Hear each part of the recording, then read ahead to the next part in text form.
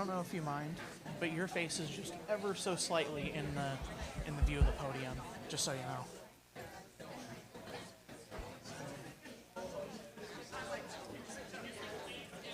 If everyone in the row scooted down one, you'd be out of it.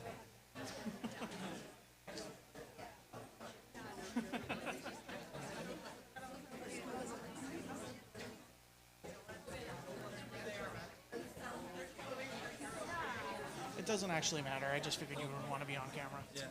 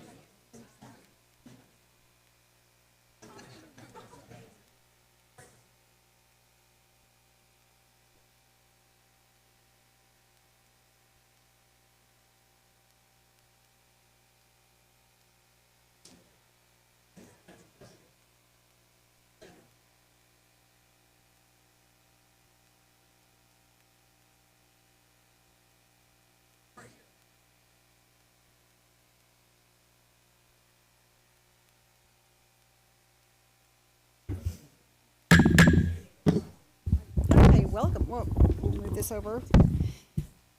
Good evening, everyone. I call the Tuesday, March 20th, 2025 board meeting to order.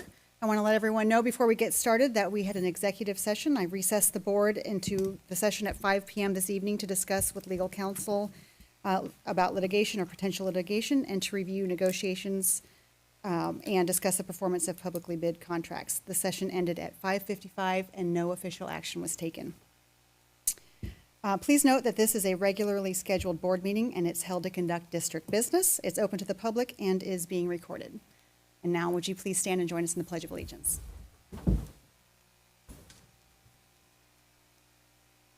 I pledge allegiance to the flag of the United States of America and to the republic for which it stands, one nation, under God, indivisible, with liberty and justice for all.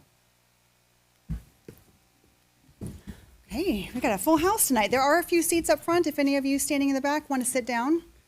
Or if not, make yourselves comfortable. We're going to start this evening by approving our agenda. Is there any discussion prior to the vote? Yes, Madam Director, I'd like to add an agenda item to 10.05 and have it be titled Staff Expression Policy 5254 Discussion. Is there any other discussion? Is there a motion to approve the amended agenda adding item 10.5? I'll move to approve the amended agenda. It's been moved by Jennifer and seconded by Lori to approve the amended agenda. All in favor say aye. Aye. Any opposed? Okay, the agenda is approved. We're going to start this evening with announcements. We're going to recognize and introduce someone very important and special in our school district. And I'm not sure, Creston, if you have someone called up to who you want to introduce? Yes, I'd like to invite Principal Bob Marshall on up. Thank you. That's what I get for being a bad student, standing back there chatting and not paying attention to what's going on up here. I apologize. Bob Marshall, a future principal at Gig Harbor High School. Happy to be here this evening, and I just want to introduce the newest member of our admin team, Ms. Tori Fairweather.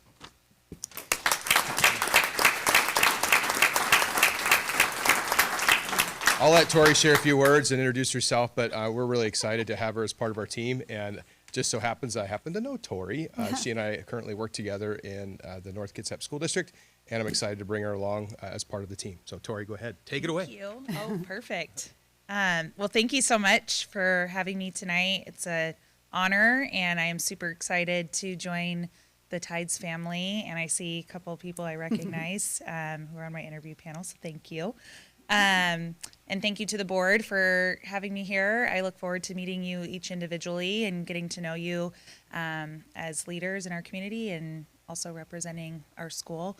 And thank you to the community for having me here tonight, too. I'm extremely excited. I wish I could have started yesterday if I could, but I'm wrapping up my time in North Kitsap at Paulsbo Middle School, and I look forward to the success that we're going to create at Gig Harbor High School.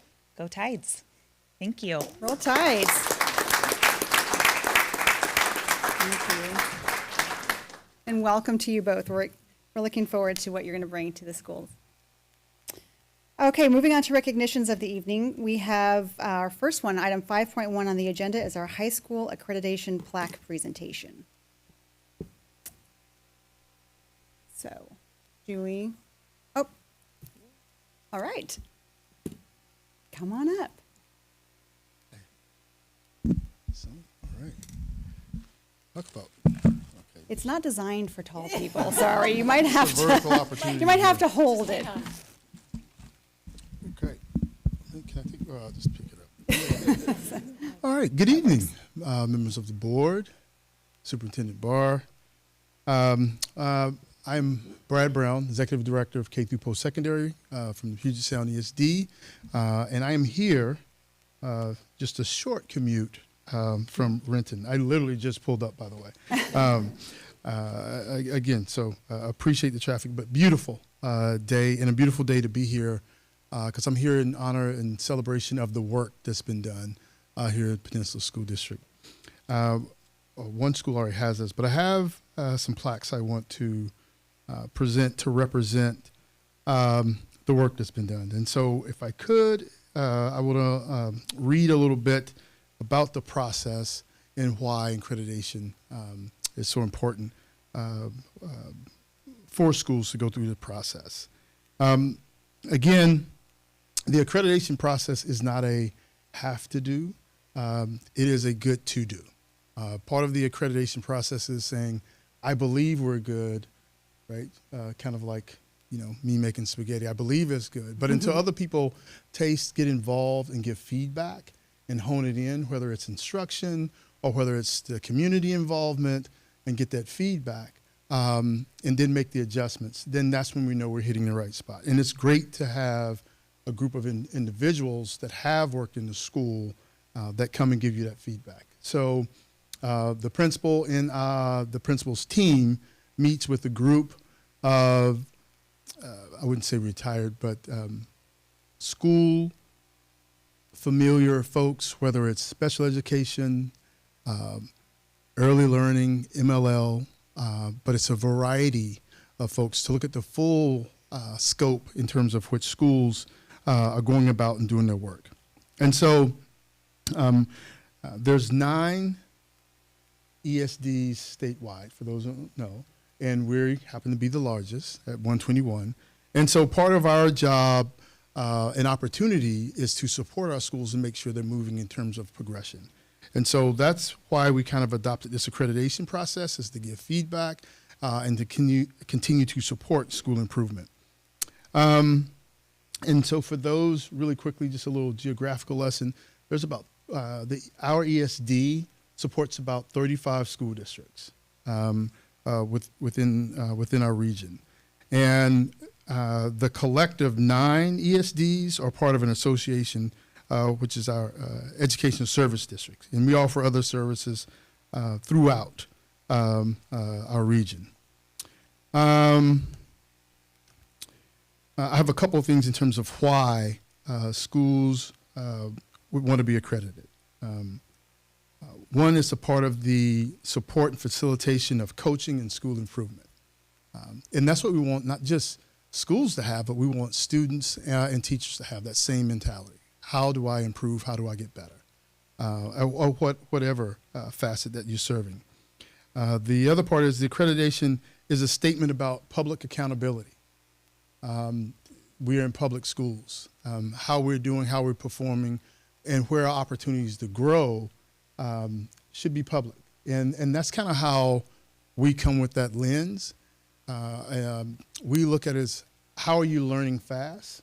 And that way, if you learn, you can always improve. So that's kind of the mentality in which we, go about this process. And again, it's giving feedback for improvement, not to say this is wrong, but again, the principal then, or the superintendent comes back and says, okay, here is opportunities for us to improve, whether that's, again, academic,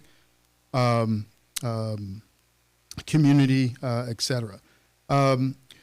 There's also a part of this too, what we call SIPs. So here's the fun part where I get to use a lot of acronyms. It has nothing to do with T when we say SIPs. It's an acronym that stands for School Improvement Plan. And it's pretty much kind of like High School Beyond Plan. Just kidding. But another conversation. But the School Improvement Plan is a way in which, as a school and as a superintendent or as a board, you can say, what is the plan? Like, where are we going? And that is the part where we get to have the opportunity to look at that. And we get to look at it, compare it to a myriad of schools, and we get to offer input based on how we're seeing things go well and or things that maybe you could also stop doing. A little novelty there. So within that, we had the pleasure of working with some pretty amazing individuals. And I want to highlight those folks. And forgive me if I kind of mispronounce the name here. But so from Gig Harbor High School, the interim principal, Lillian Hunter. From Henderson Bay High School, Brian Tovey. Did I say the name correctly? Brian. That's right. Peninsula High School, Mike Benoit. Benoit. Yes, Benoit. Kind of like a croissant. Okay, I'll give it that. All right. Mike Benoit. And so our team had an opportunity to support and work with them. And again, I want to go back and pause for a second. Every ESD has what we call an OSSI department. That's the Office of School Improvement. Their sole focus is to go through not just what you're telling me, but actually what does the data say? And then where's the evidence of results? And so that's what I love about this. And I appreciate about the courage and the leadership from the principals is they're saying, hey, give me some feedback. How do we continue to do that and provide the pathways for our school? So next, I would like to share with you some highlights that came from the team, if I may. So for Gig Harbor High School, we have what we call opportunities to be commended. And one of the many, again, areas in which they were to be commended that was noted as a high-skilled, a high-yield result was the use of data to identify areas of growth as an indicator of your care for your students and needs. You are to be commended for the communication systems and the shared decision-making leadership is fantastic. So round of applause for that. Good job.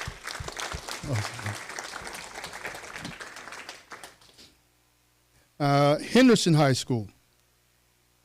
We are impressed with your self-reflection in the areas where you want to see your students and staff grow. That's around professional development. Thank you, Henderson High School. That's from the team. Peninsula High School. The work you do to track 9th grade on-track data on a monthly basis down to the specific student and the intention around intervention for them, including SEL ones to increase that sense of belonging. So, wow, good job, Peninsula High School. So, with that, I think the other folks have those. On behalf of my superintendent, John Welch, who is not here tonight, it is with, I'll leave it in the plastic just because my hands are sweating right now. I'm not nervous at all. I would like to present to Peninsula High School their status of full accreditation.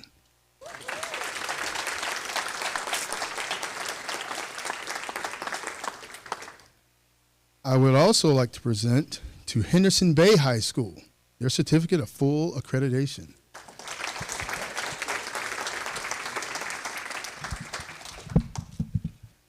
I know it's a busy night.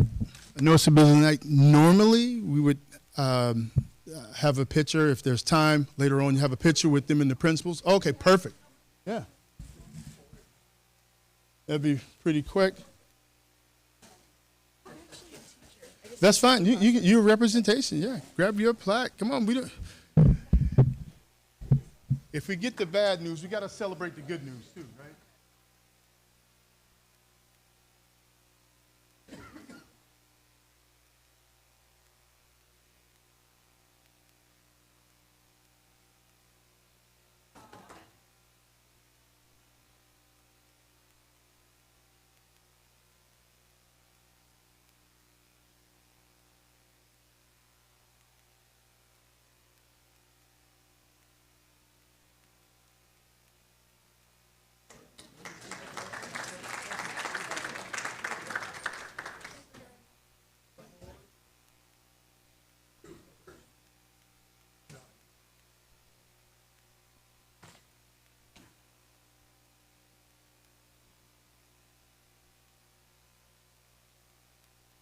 Okay, we are going to roll on to some more celebrations. So item 5.2 on our agenda this evening is our Seal of Biliteracy recognition. And James Cantonwine, who's the Director of Research and Assessment, will tell us a little bit more about that. Yeah, good evening, school board, members of the community. This is one of the more exciting assessments, I think, that I get the pleasure of speaking about, our world language proficiency tests. That's board policy 2409, if you're keeping track at home. So with world language proficiency testing, we're really assessing students' ability to do all of what we call the language arts, right? So they're reading, writing, speaking, and listening. This is something that we offer to all of our students who are multilingual in many cases because of learning that's taken place outside of school, so language that they're bringing to us. And then as well, and this is kind of one of the unusual things that Peninsula School District does, we also then offer this testing to our students who are taking world language classes with us for some additional recognition that we'll get to in just a moment. So we offer that testing in all languages. That's our guarantee, is that if a student brings a language to us, we will find a way of testing and assessing that in a valid sort of way. This year, we kind of kept with our normal trend. We'll assess students in about 8 different languages. We swapped one out and we added American Sign Language, which we haven't tested a student in quite some time. But interestingly, the other 7, these are kind of perennial favorites of our students. By far the most common is Spanish, followed by Russian. And again, that's pretty consistent over the years. And so students, based on their performance on this assessment, they're able to earn multiple credits. So able to earn that credit for competency, able to for us to recognize that they have acquired those skills at a similar level to if they had been in a classroom with us. So we had 1 student this year earn 1 credit, 4 students whose testing earned them 2 credits, 21 students who earned 3 credits, and then 21 students who were able to earn 4 credits. That's the maximum that we are able to award. So this is really great. If you're again counting, it's 156 total credits from competency or proficiency testing.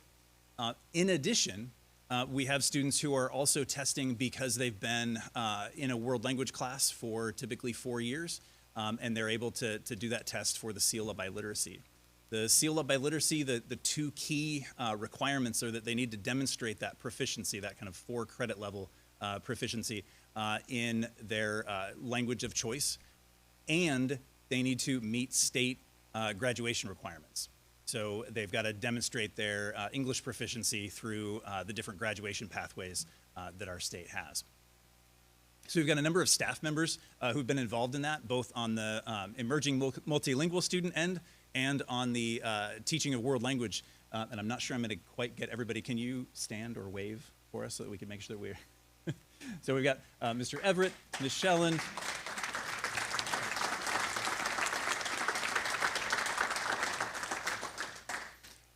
And so I think this is just a fantastic opportunity for our students. A picture of some of our students who earned the seal of biliteracy at each of the high schools up there. We also have many of the students here. So I'm going to invite you to come up along here. And you're going to share your name and the language that you tested in to the board. And then we'll get a picture with everybody. Okay? So students, if you could come on up here.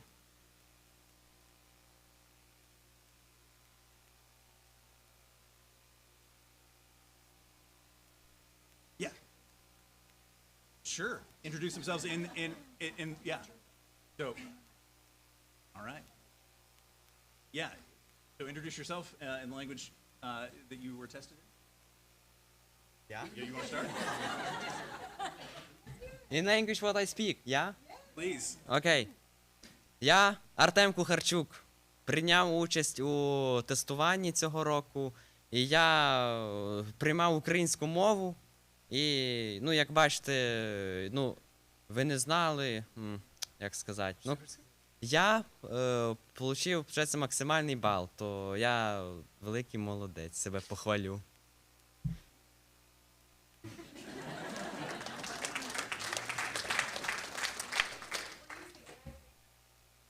Я є старшим братом Артема. Ми здавали разом цей тест. Не був він настільки тяжким, як саме поняття, що треба розмовляти на українській мові. Саме прикол те, що ви не розумієте, про що я говорю зараз, але воно таке є. Тому українська мова є важлива, знати її потрібно, бо без мови не буде народу. А народ, він без мови не є народом. Тому любіть Україну, любіть українську мову і вчіть ту мову, на якій ви... І вчіть ту мову, в якій ви проживаєте і переживаєте. Не знаю, моменти ці. Ось таке. Дякую.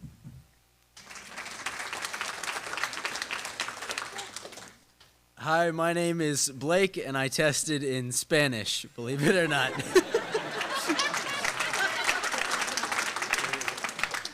My name is Jonas, and I tested in German. My name is Ryan, and I tested in Spanish. My name is Mandy, and I tested in Spanish. My name's Naomi, and I tested in Spanish.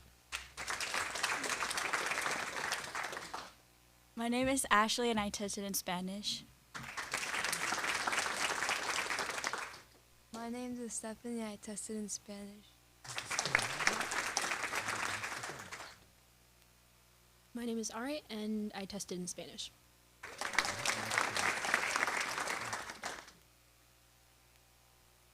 My name is Jenny. I'm testing in Chinese.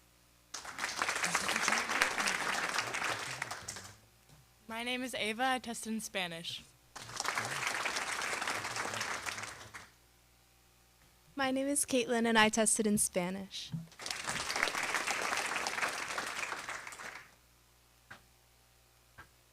My name is Gabe, and I tested in French.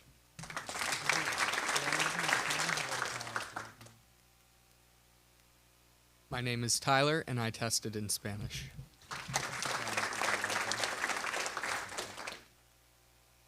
My name's Benson, and I tested in Spanish.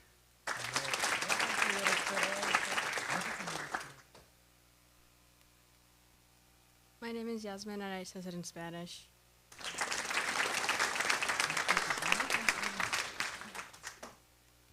Do we have any questions for the students before we go for a picture? I just have one quick question. Like, tell us about the test. What was on it? How were you tested? Did you have to write? Did you have to read? Was it spoken? What does it look like? Everything included. Anybody jump in, sure. Yeah, just.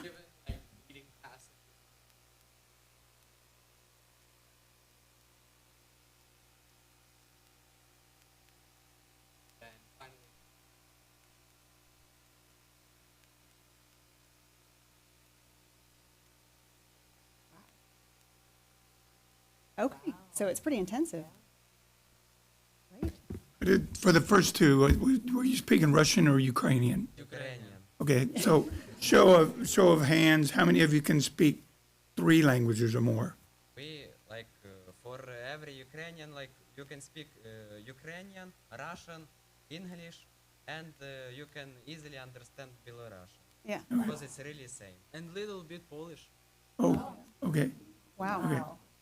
We are so influenced. Yeah. Thank you.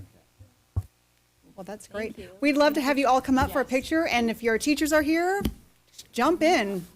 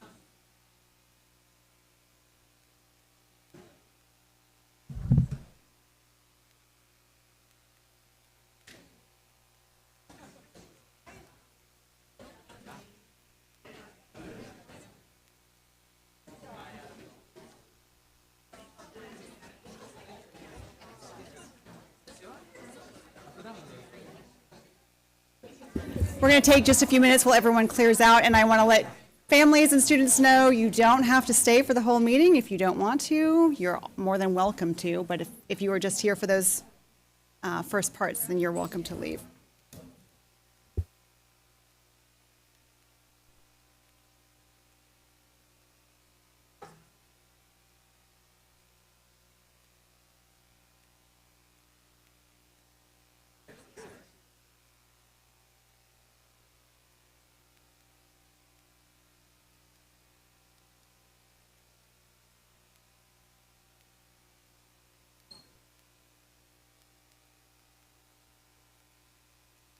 Okay, we're going to move on, and item 6 on our agenda this evening is our student representative reports. So, Ms. Lauren, are you going to start this evening? Okay.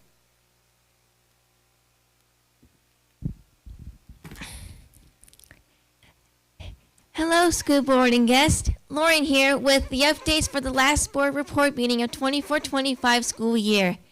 For our field trip, we went to the Point Defiance Zoo to look at animals. My favorite one was the Arctic fox, but I prefer the orange fox. I also saw scuba divers working in the aquarium and watched a show that included a vulture that flew over our heads and a herd of chickens running across the stage. We also made thank you cards for Kiwanis who sponsored our trip. For hands-on art, we made Mount Tahoma paintings and went to Voyager Elementary to help the 5th grade kids to make their own Mount Tahoma. I've learned that Mount Tahoma was the original name for Mount Rainier.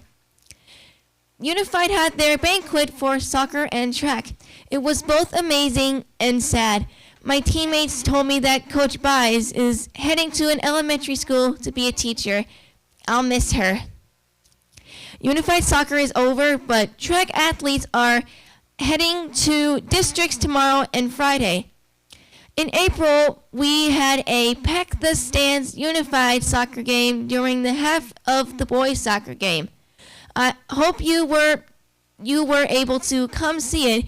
We were serious about soccer, but also like to have fun. On Friday, May 9th, we hosted a barbecue at Titlow Park. We served hot dogs and hamburgers and played games with our friends from Peninsula High School and University Place. While we were there, we also enjoyed walking on the beach, watching the Canadian geese, seagulls, and crows, and seeing a train go by. We are looking forward to the Day of Champions on June 13th at Roy Henderson Stadium at Peninsula High. It is an inclusive field day event for students of all ages.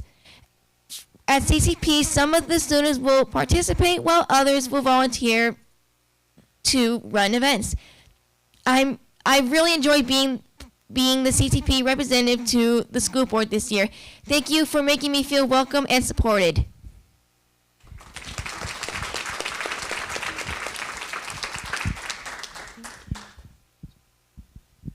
Then hi, my name is Caitlin. I'm the junior representative from Gig Harbor High School. Logan, our senior representative, could not be here tonight, but he says that he hopes you all have a great rest of your day, and he's actually going to a scholarship meeting, so that's super exciting for him.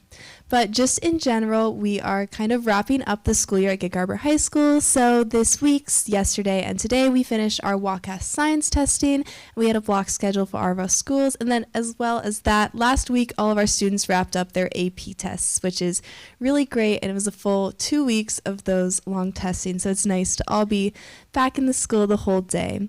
And then coming up, we have a lot of events for seniors. So our Gig Harbor High School senior prom is going to take place on May 31st, and then pretty soon after that, they're going to have their graduation rehearsal on June 11th, right before their graduation on June 14th, which is going to be from 8:30 to 11 a.m.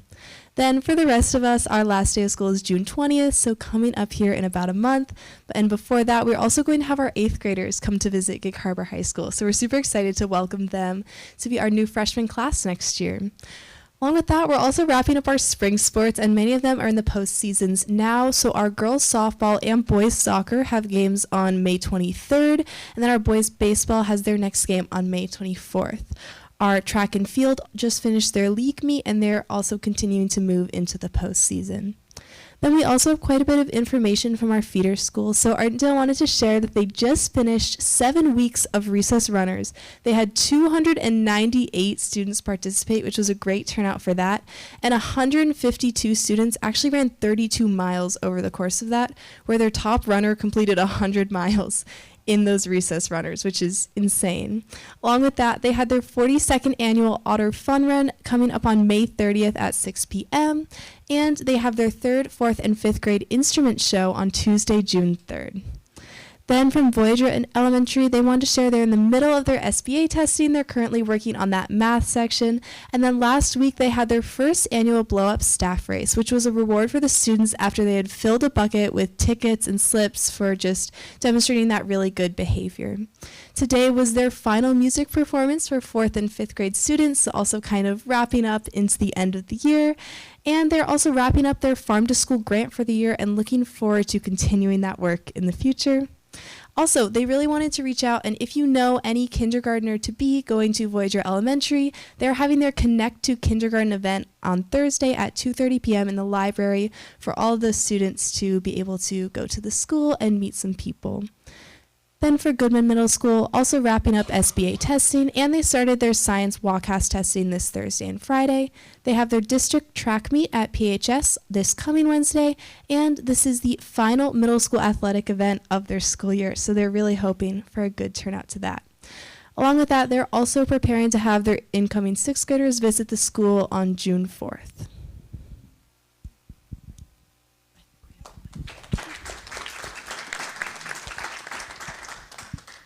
Hi, I'm Adam. I'm the senior rep for Peninsula High School.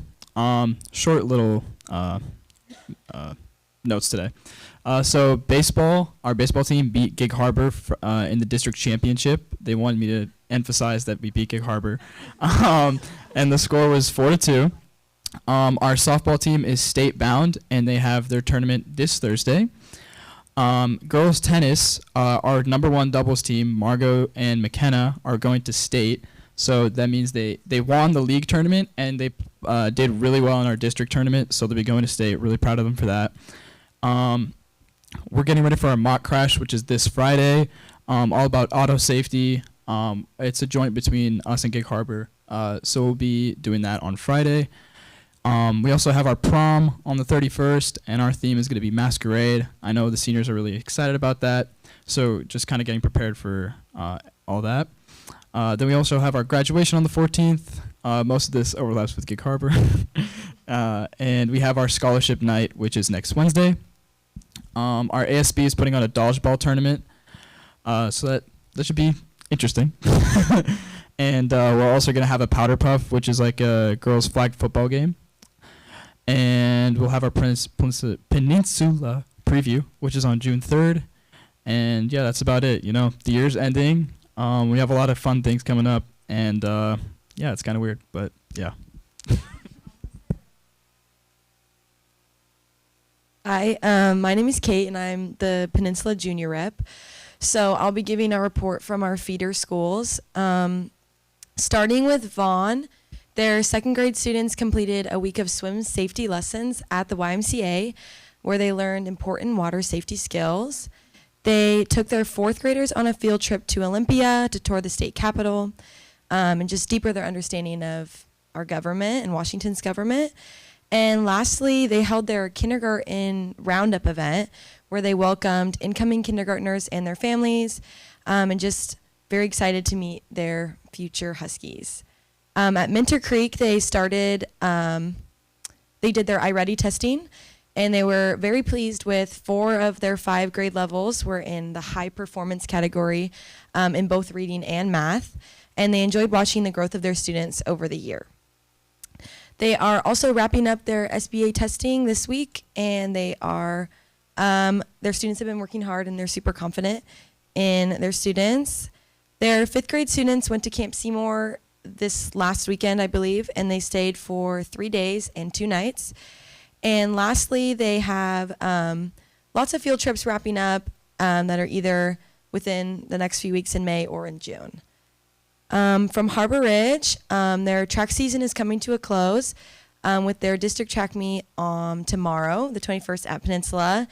They have a spring social Thursday, next Thursday. They also have their last PEP assembly on the 30th. Their SBA is concluding this week.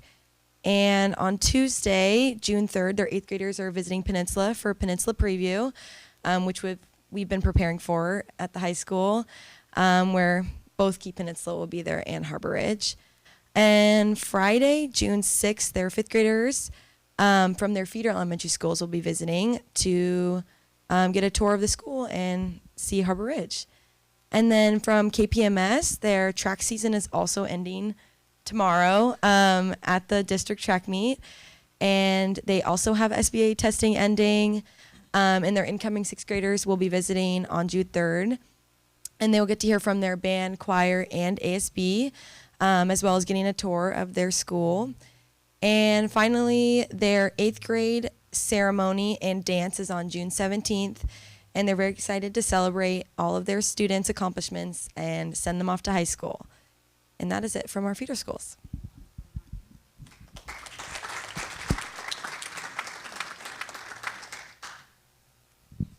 Hi, my name is Amelia, and I'm the senior representative at Henderson Bay High School. Firstly, I have a little bit about Peninsula's theater department. First, Peninsula's choir went to state solo ensemble in late April, which is like the equivalent of a sports team going to state. So they had 7 students go, and they all did really well in their categories. And then Peninsula's theater department had their closing/senior night last Saturday. We had a total of 7 performances, and we had really good turnout all nights, but record turnout for our matinee, which is our afternoon performance, as well as we sold out our senior night, which is over 400 audience members. So that was really exciting. And then I have stuff for Henderson now. Okay. We had a very successful Bay on Display. All 4 classes had fundraisers, which were a big success, and all of them made profit, which has been exciting because they're student-led fundraisers, and so that was really exciting to see. Our prom pop-up opened May 12th and closes on the 23rd. It's a collection of dresses and shirts and suit jackets and shoes and makeup and a lot more that's all free to PSD students. And so we had that, and it closes on the 23rd, and it's been really fun to organize that. We are headed to the zoo this year for our senior field trip, and we're really excited for that. We have our Salon Day on June 9th. This is a really fun event where Henderson students who are in cosmetology and similar programs in West Sound Tech give haircuts and facials and manicures to students at Henderson Bay free of charge, and so that's coming up on June 9th. And then graduation is on the 13th at Harbor Ridge, which is also Friday the 13th. So that'll be fun.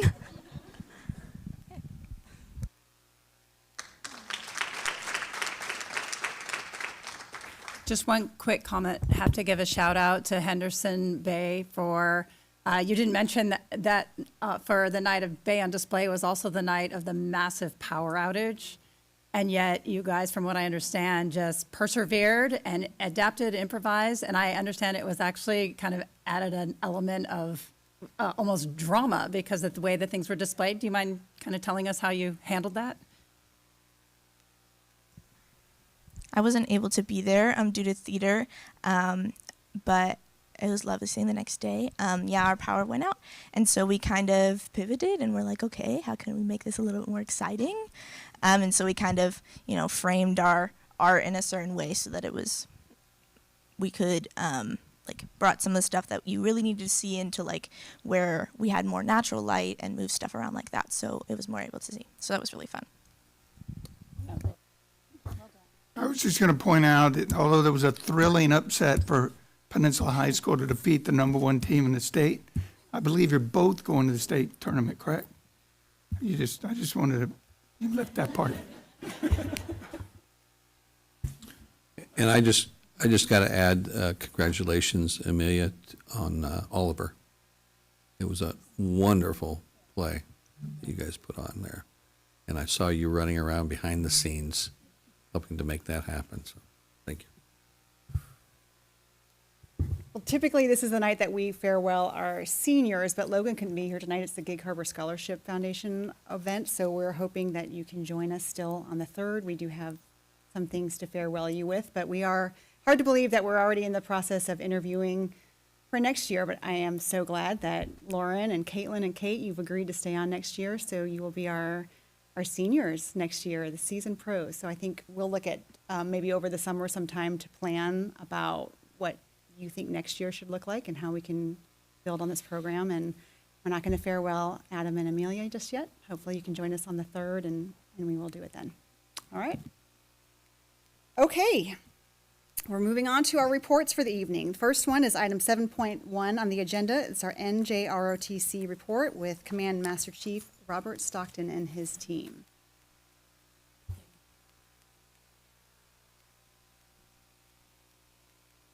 Good evening, and thanks for having us here. You welcomed us back again, so thank you so much.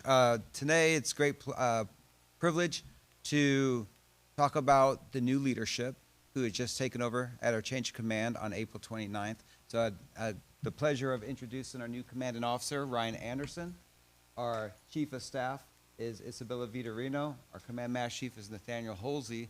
And our executive officer, Georgina Johnson, just had to go to SAT testing, or study for SAT testing. So they're going to be giving tonight's brief. So let's give them a round of applause.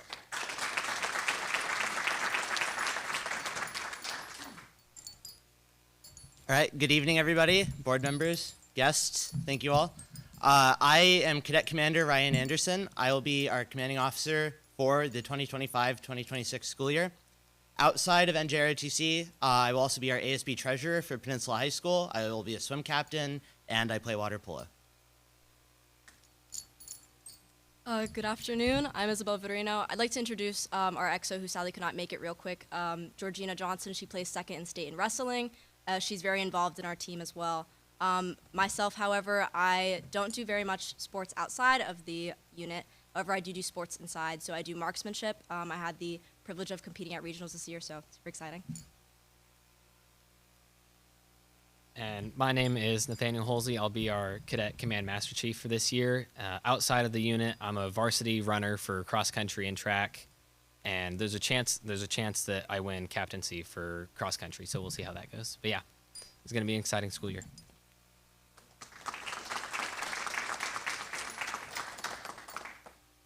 All right, to start off with, one of the fantastic opportunities in NJROTC is our leadership camps that are on offer, usually over the summer, but there are some mixed in kind of through in and throughout.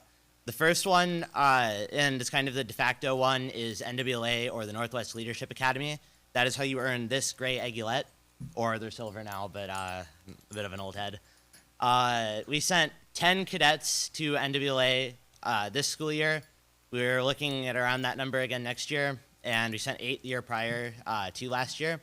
It's an incredible program. They run it at Camp Rylea, right next to Fort Stevens by Astoria, Oregon. If you've ever been down there, it's a beautiful town. And they go over a lot of leadership fundamentals. They make sure everybody's on the same page for drill, and it's an incredible networking event for other NJROTC units. The sibling to that event is NWYLC, or the Northwest Youth Leadership Conference.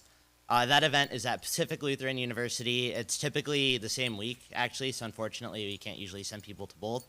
But it focuses more on the citizenship and civilian leadership side of things that kind of goes hand in hand, but isn't necessarily the same as what you would learn at NWLA.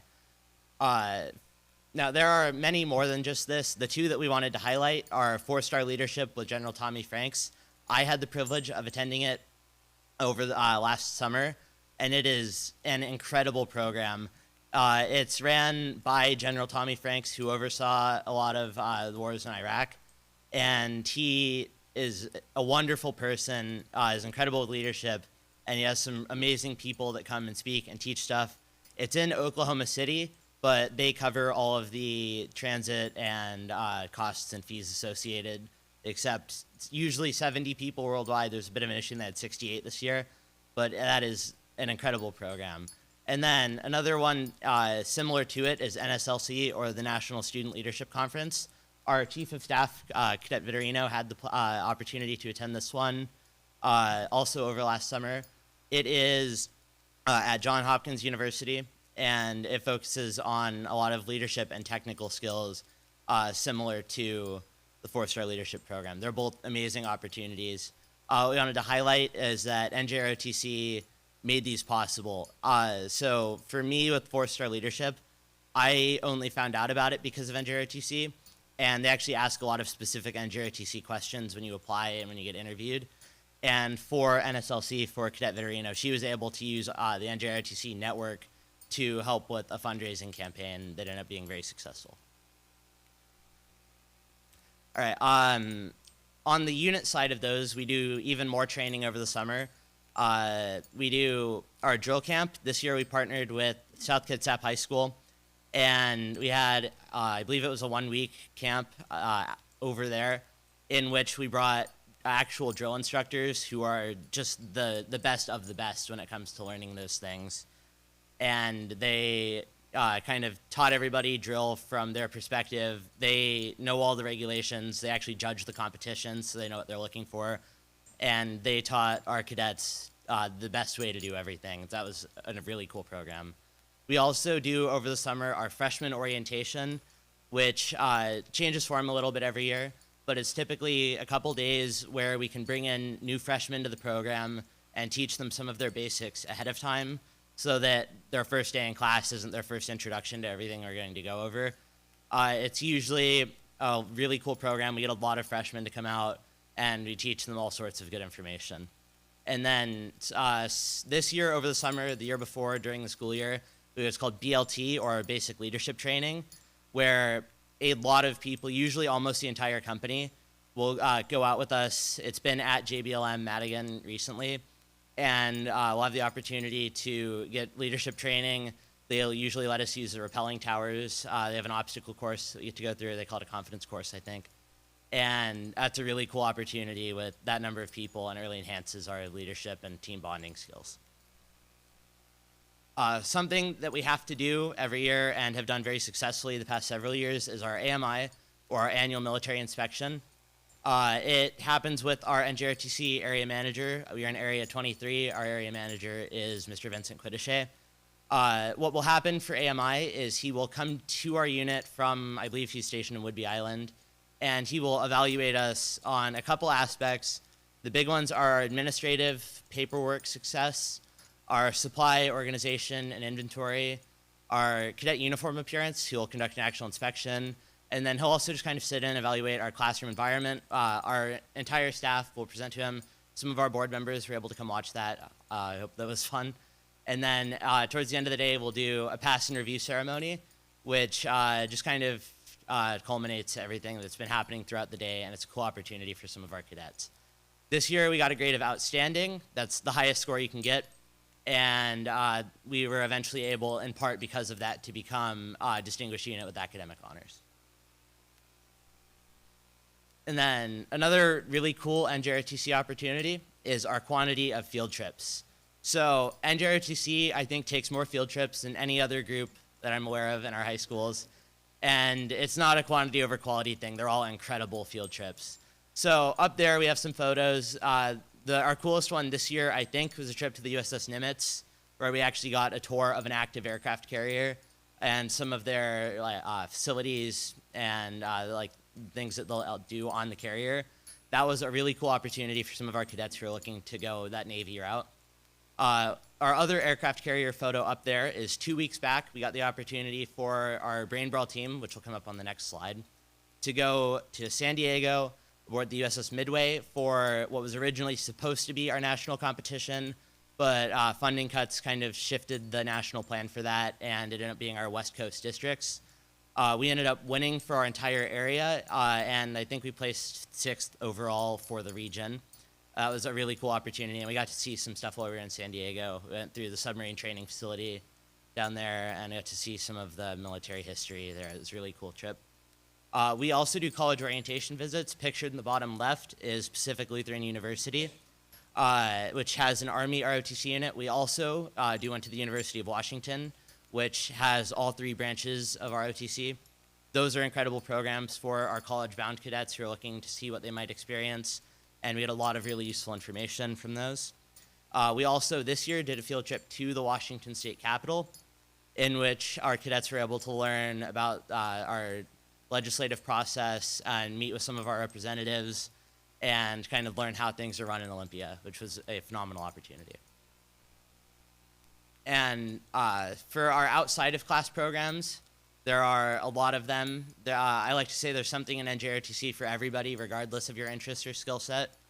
I'll just kind of go one by one down our list. Color guard, you'll see a lot at sporting events. We do one for all the football games, basketball games, and also non-sporting events. I believe there was one at a board meeting at Peninsula High School last time that happened. And we'll do them at like churches or ceremonies for things like Veterans Day and Memorial Day. It's always a really cool opportunity to go present the colors for those. Our marksmanship team meets after school Tuesdays and Thursdays. They've been pretty successful historically, and they just keep getting better. So I'm kind of excited to see where they go. We recently started a precision marksmanship team. So there's two categories, precision and sporter. Precision is the higher tier category, and I will always look at their practices, and they're like holding alien rifles or something to shoot with. I don't know how it works. They're kind of fancy looking, but they're doing great, and they're just getting better. Our orienteering team I do orienteering. It's a lot of fun. It's basically cross country, but they don't tell you the course. You have to figure it out. So at the start, you get a map. They have what they call an e-punch, which lets you like map each checkpoint as you hit it. Flip your map over. They'll have, without charting an actual course, they'll have points. There's no marked areas. You just have to figure out how to get where you're going, and fastest time wins. Cyber Patriot and Stellar Explorers are pretty similar programs. They're not exactly the same. The Cyber Patriot is cybersecurity and some adjacent fields, and it lets our cadets that are looking to go into those fields get some technical experience, and it seems like a really fun competition for people with cybersecurity knowledge and like computer coding and all those kinds of things. Stellar Explorers is another really fun one I'm a part of. It's like Cyber Patriot, but instead of cybersecurity, it's space sciences. So we've been calculating satellite orbits, rocket launches, figuring out which payloads will work best, figuring out which rocket fuel types we're going to want to use. And it's ran through the Air Force Academy Foundation and is also an incredible opportunity. Finally, I think my favorite, Brain Brawl, is kind of a silly name, but it's sort of like Jeopardy. It's trivia questions. They have actual buzzer systems that so it's teams of 4, and you get to buzz in, and it works like Jeopardy. And there's a whole point system, but it's a lot of fun. It's like NJROTC trivia, and we are pretty successful. We won our area multiple times because they changed a couple scheduling things, so that was a really fun opportunity for our first year this year, and we're hoping to run it back next year. And then finally, up there, our physical strength team is just phenomenally successful all the time. I don't know if I've ever seen us not place first in a competition, and it's because I don't know what we're feeding our cadets, but it's push-ups, planks, mile run. I think they do sprints now, and used to do curl-ups, and most physically fit wins. So with that, I will turn over to our next speaker. So this year we had drill competitions. We mostly competed in one league. It was called All Navy because all Navy schools. It was pretty interesting because it was different from the NWDRC competitions we've been doing for the last couple years, and it provided a new opportunity for us. We didn't know how we were going to do. We were hoping we were going to do good because we did good in NWDRC. We ended up winning our division, our area for All Navy, and we got a spot at Nationals, which was going to be in Pensacola, but funding issues, we ended up having to record it.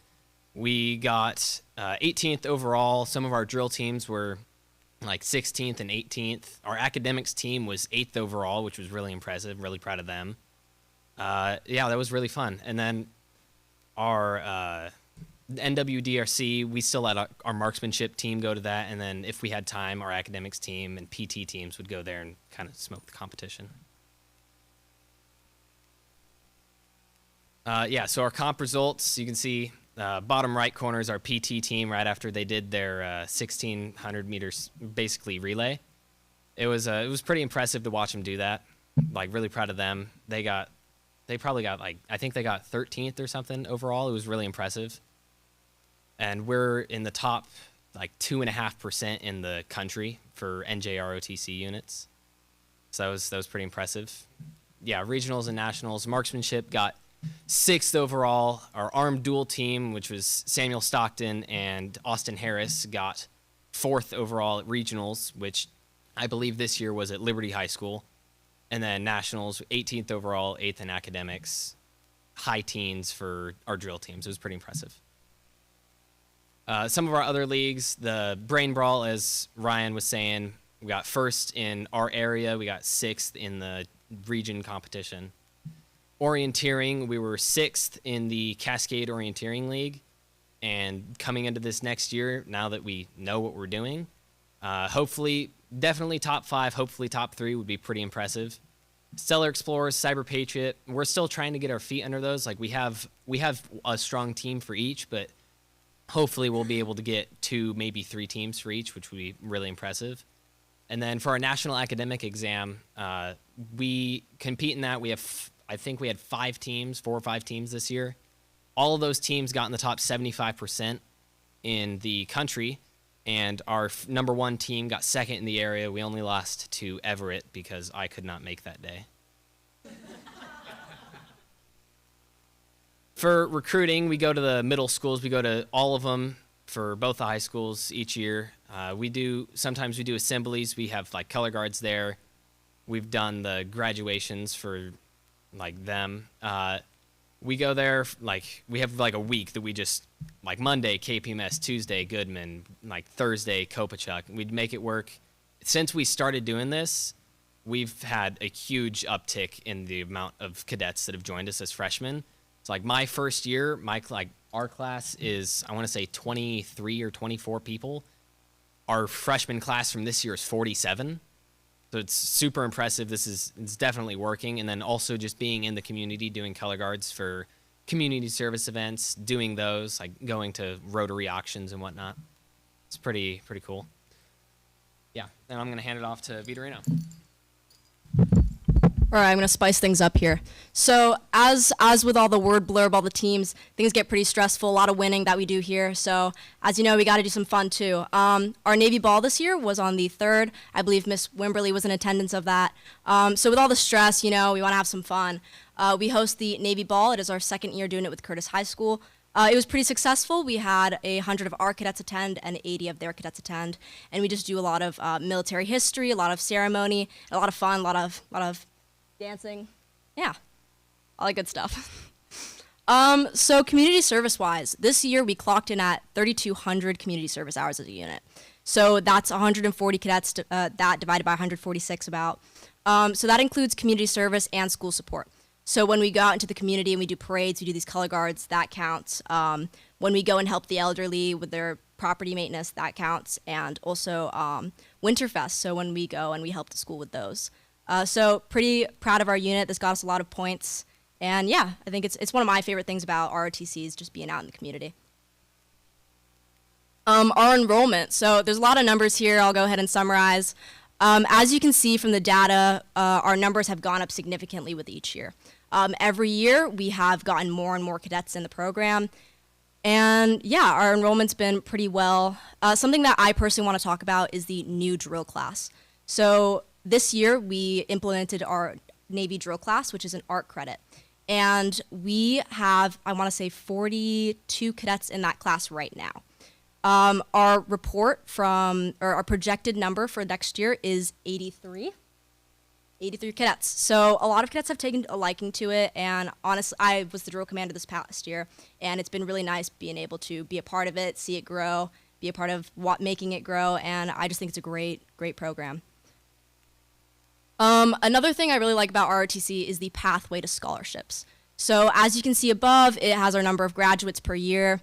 Our first ever year as a program, we gave out 1 full ride scholarship. So I'll explain for a second here. So every year, these seniors will go ahead, that want to go to college, they'll go ahead and they'll put in for a board. And what they'll do is they'll apply for the opportunity of getting a full ride ROTC scholarship. So our first ever year as a program in 2022, we had one person get it. Second ever year, we also had one person get it. Last year, we got 5 people get it.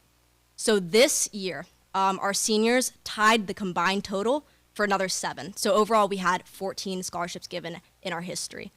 Those scholarships from this year alone was a total value of $1.5 million. Other than our students wanting to go to college, we had a total of 11 enlistments. So that was 5 people going straight into enlisting and 6 people going into the simultaneous membership program. So what that is they'll go through the reserves of the National Guard and they'll slowly transfer into that. We also have, it says 1 up there, but we do have 2 people going into private sector. So one of our cadets is going into law and another is going into Tacoma Fire Department. And then we also have 1 cadet doing a job transition program.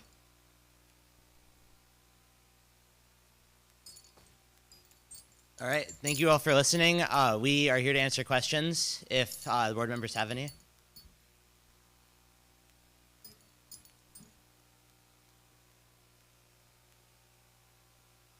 Yes, ma'am. The numbers don't. Yes, ma'am. The numbers don't exactly add up quite right because the SMP program is also juniors. A couple questions. First of all, great job and great presentation. Thank you, ma'am. I am wondering that you mentioned an event that you were supposed to travel to, a national event of some sort that didn't happen because of a funding issue. Can you explain what happened there? That was not school district funding, it was federal government funding. So there was a federal government credit card freeze for about a month that kind of threw a wrench into a lot of plans. So Navy Nationals would have been in Pensacola, but got moved virtual, and our Brain Brawl Nationals would have been in Annapolis, Maryland, but got moved to San Diego, and I believe was paid for by the school district instead of the federal government. Oh, thank you for clarifying. That's disappointing, but still a great job. My other question is, how are your leadership roles selected? Or, I mean, do you get nominated to the roles that you all have within NJROTC? There's a couple processes depending on the job. For my particular job, there was a nomination process through the instructors and then a company-wide vote. So I was elected as commanding officer, and then if you two would like to summarize. So from the candidate pool of the CO is picked the XO and the chief of staff. Our XO's not here, but the board process with the instructors, it helps narrow out the best of the best, and then the cadets choose from there. And so obviously, they've already passed the board. They're obviously very qualified. So from there, it's hand-selected the XO and chief of staff from the instructors, and it's just whoever they think will really help the program thrive.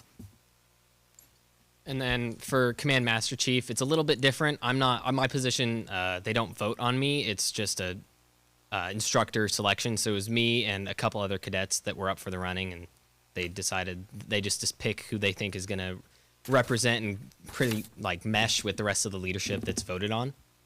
So yeah, that's that. I'll add into this process. So we do an interview process. So they get a chance to come and sit in front of us, and they get to tell us what their visions are and what they would like for the company and what they'd like to do for the upcoming year. They also have to have we go over their GPAs to make sure that they're great students and they're achieving. We take a look at their contributions to the company also. So we don't want to have leadership who isn't involved and isn't active in the activities that we do. So we balance everything else out, and then for the CO, we let the cadets decide who they want to lead. But after that, we want to make sure that we're getting also merit that's just not attached to the selection by the cadets, but also through we weigh in as instructors as well. So there's quite a few things on the consent agenda related to the JROTC, and there's a lot of good slides on here. You all have some big event y'all are going to be going to pretty soon that you failed to mention? We have a couple. Can you talk about the really big one? So Thursday night, we are getting on a couple of red-eye flights to Washington, D.C., because we are representing Washington State in the 250th National Memorial Day Parade. We're spending, I believe, like 4 days in Washington, D.C. because we fly back Monday night after the parade. We're having pretty much 4 full days of field trips. So we're going to like Mount Vernon, George Washington's house. We're going to the White House. We're going to the National Mall. There's a whole bunch of things we're doing. We're going to Arlington National Cemetery. It's going to be a whole thing. And then we're going to actually do this parade. It's going to be like televised on at 11 a.m., I believe, if you want to watch it. Can you also tell us how you were selected to do this trip? Yeah, so last year we participated in a couple of parades. One of them got kind of a wrench thrown in it by an accident that happened. It was very tragic. But the other one was, I believe, the Bremerton Military Parade, right? Armed Forces Day Parade. We ended up winning the Grand Marshal's Award for that one. So it was pretty much like the Grand Marshal's Award, like best performance in the entire parade. And the people that organized the National Memorial Day Parade saw that and like, oh, we should get these people to fly down here. I think that deserves a round of applause. Oh, yeah.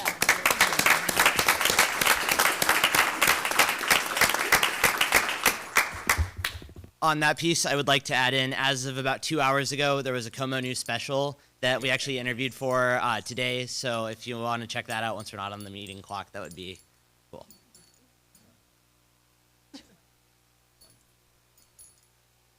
Just a couple of comments. We're always looking during board reports to measure outcomes for our students. So we want to know that the investments that we're making into our schools are providing something of value for our students. And as you're going through this presentation, you're hitting significant outcomes for every area of our strategic plan, whether it's community involvement or academic innovation, fiscal responsibility, that learning environment, sense of inclusion.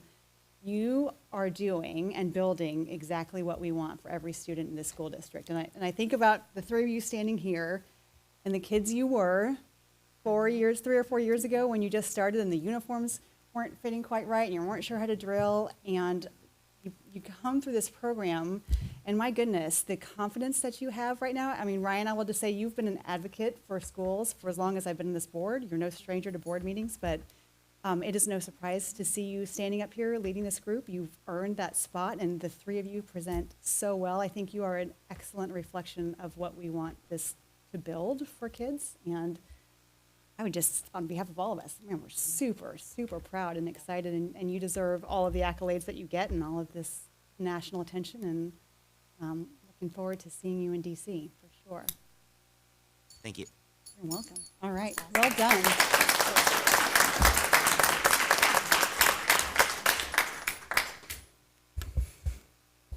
All right, item 7.2 on the agenda this evening is our highly capable update. So we've got Lisa Ray and Jamie Croft here to present about that. That's a tough act to follow. Very much so, and I will take a moment to introduce Jamie as she rolls her way up here.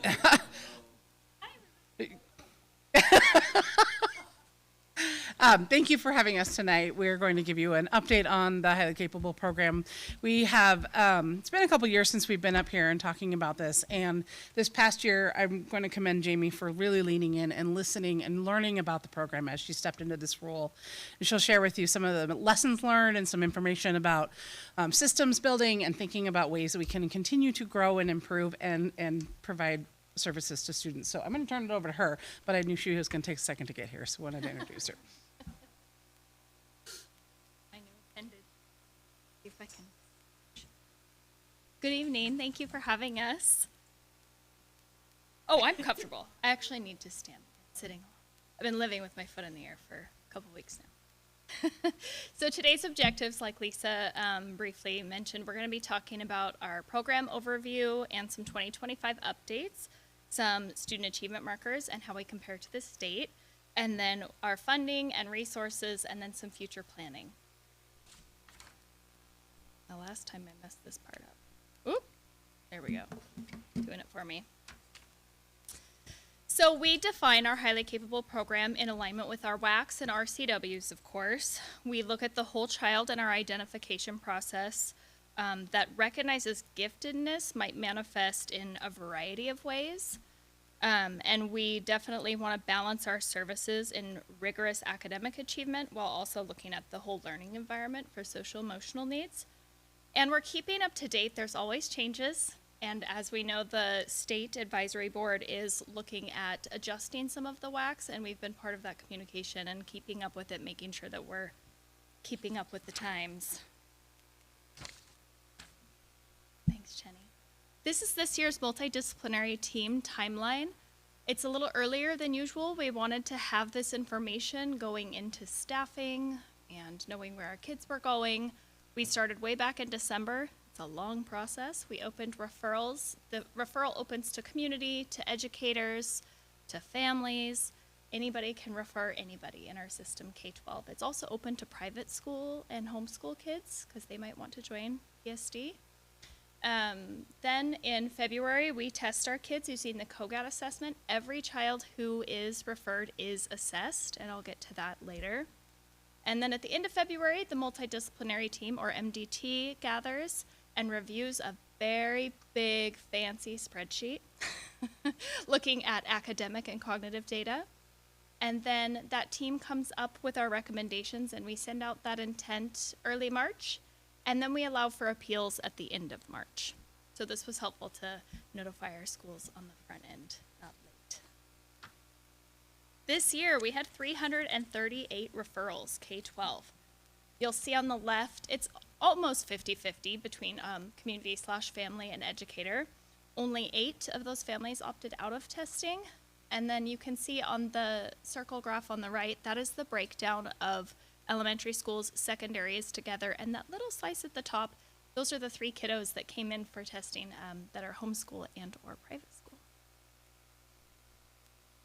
Okay, the fun identification process. This is really exciting. As Lisa said, this is new to us this year, the Highly Capable program. I'm no stranger to categorical programs, but Highly Capable specific was something that I really wanted to sink my teeth into and figure out, and we went to the national NAGC conference, and one of the big takeaways that I learned is PSD is way ahead of the game and quite thorough with our identification process, and we cast a very wide net.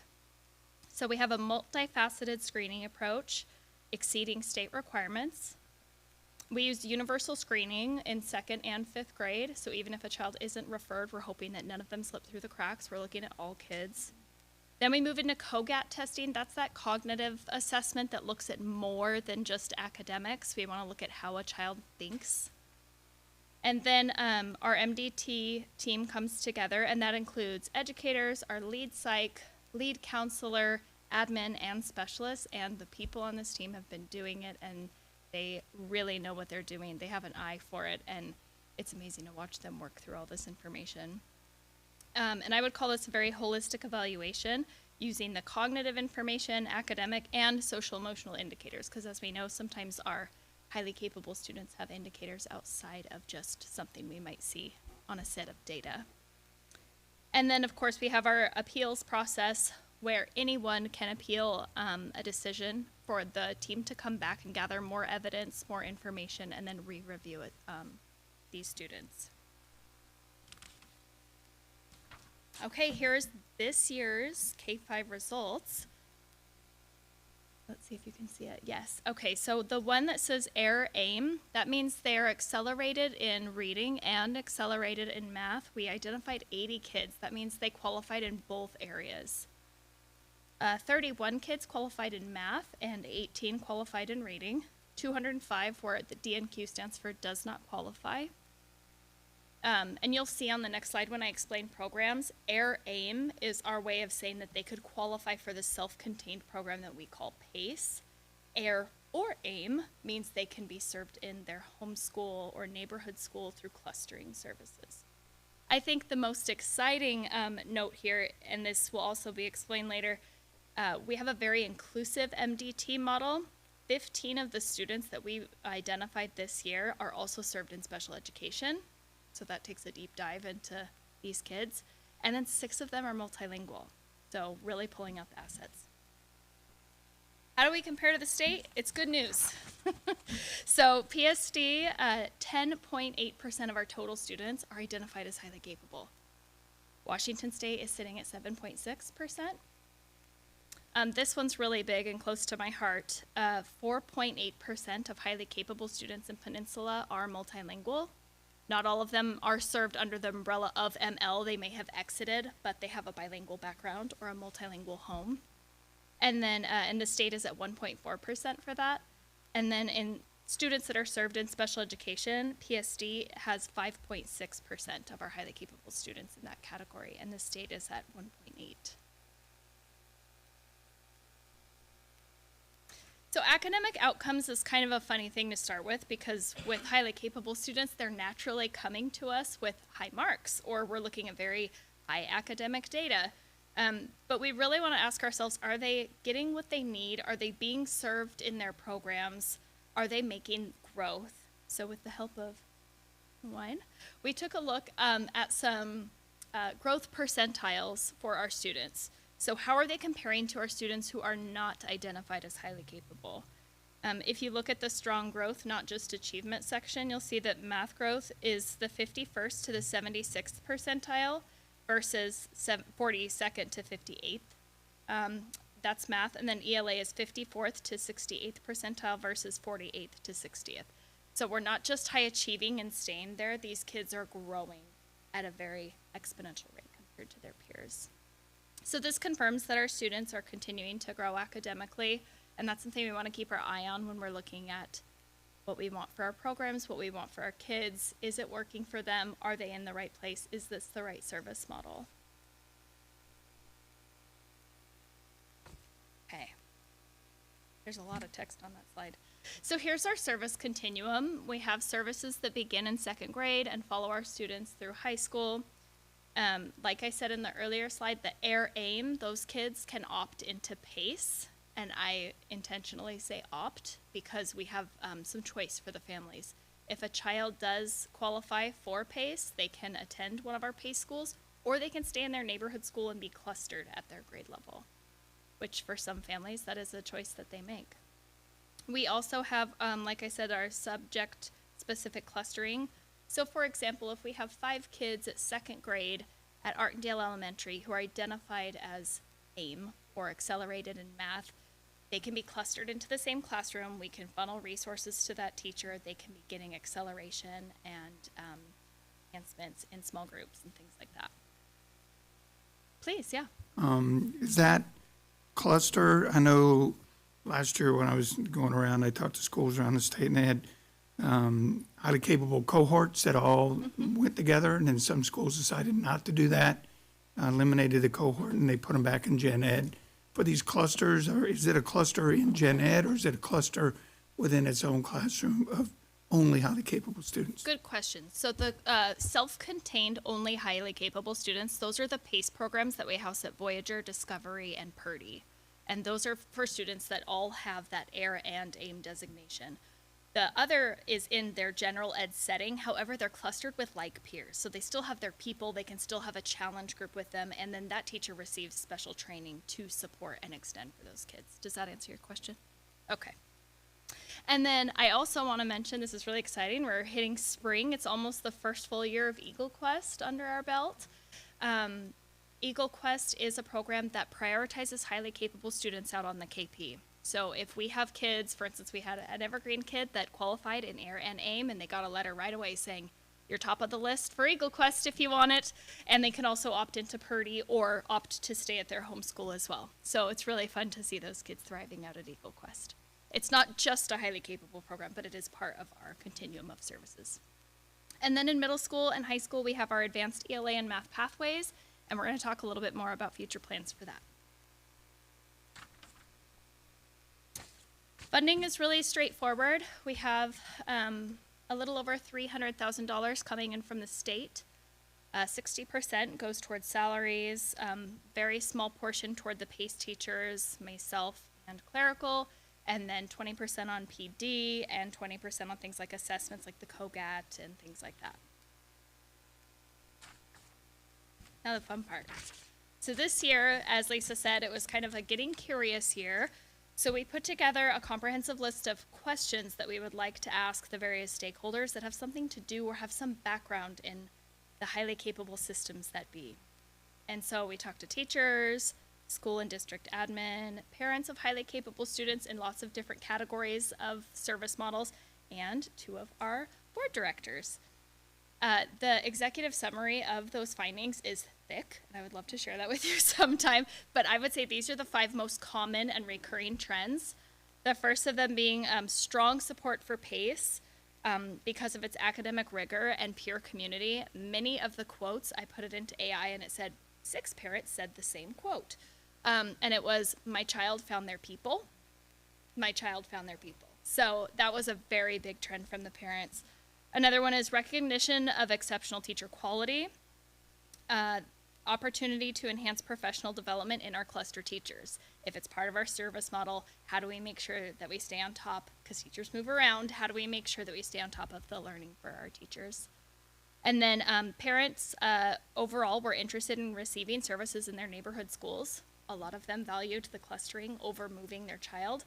There's been a trend post-COVID where people want to keep their kids around the kids that they've been playing with in their neighborhoods. And then interest in strengthening our middle and high school highly capable program continuity. Because of those listening sessions, we got big plans for next year. First is that enhanced teacher prep. We're going to really dive into supporting our cluster teachers next year. I want to support the buildings, and we want to support the PD and make sure that it's a really robust service for the kids. It's not just a place, but a service model for our kids. And also creating PLCs, professional learning communities, focused on our highly capable students, similar to what I've done with our multilingual learners. And then the secondary program evaluation, we would like to conduct these listening sessions, but also do this for our middle and high school. Superintendent Barr and I have been talking and dreaming about some ideas that we can recreate and think outside the box for our secondary kids and how they find their people. I think it would benefit us to be taking a look at what's happening at other districts, other states. What does that mean for secondary highly capable learners? So that's on our agenda for next year. And then lastly, it's coming up at a great time because we have our curriculum integrations in ELA and in math coming up. And this is a great time for us to center around what curricular materials are needed and should be used for a rigorous program for our highly capable kids in all of our programs, K-12. And in italics, you'll see I aligned these to our strategic plan goals. So we're aligning with our goal to cultivate highly trained and highly motivated instructional staff. We want to support our commitment to academic excellence and personalized learning. And then lastly, advancing our mission to provide innovative, rigorous programs with a culture of belonging. Questions? Please. Questions just about funding, because you said that we have 10.8% of our students in the Peninsula School Districts that are served by highly capable programming. And we're working with WASDA right now just to pass new resolutions or positions for funding. And right now, WASDA has a permanent position saying that the state should advocate for a 10% funding cap of highly capable students. So we submitted that we want to remove the cap, and it got kicked back to us saying that would weaken the position. And I'm wondering if you have any thoughts on that, or if there's is that something that we should continue to fight for? And maybe Kristen, can I send that info to you and maybe have you take a look at it before Thursday? Yeah, you can jump in. I think always when we put caps on spending, that makes it challenging for us. So Yeah. sure, feel free to keep advocating for that, absolutely. But I think what's interesting, particularly around what Jamie mentioned around our PACE program, which is where we talked about little portions of staff. They are also gen ed teachers, right? Sure. They are funded through the gen ed model. I think what really would be beneficial is we did have more funding to find opportunities for professional learning for our other staff. We have kind of poured into our highly capable self-contained staff, but not really the folks that have been serving kids in their gen ed classroom. Yeah. So I don't think that that's captured very well in the funding model. Got it. So I think thinking about it from that perspective would be helpful, but ultimately it is a cap based on the percentage of students that you should be serving, and so we serve them through gen ed with creative funding and all of the work that needs to happen there. They're serving kids, that are in our classrooms anyway. Right. So Okay. Thank you. Could I add on to that? just like in this last session where the special education cap was changed, we should be serving all of our children, and if they are over 10%, Yeah. we will continue to do that, but that should be our stance. Yeah, right. I don't understand really why they put a cap in there to begin with, but, okay.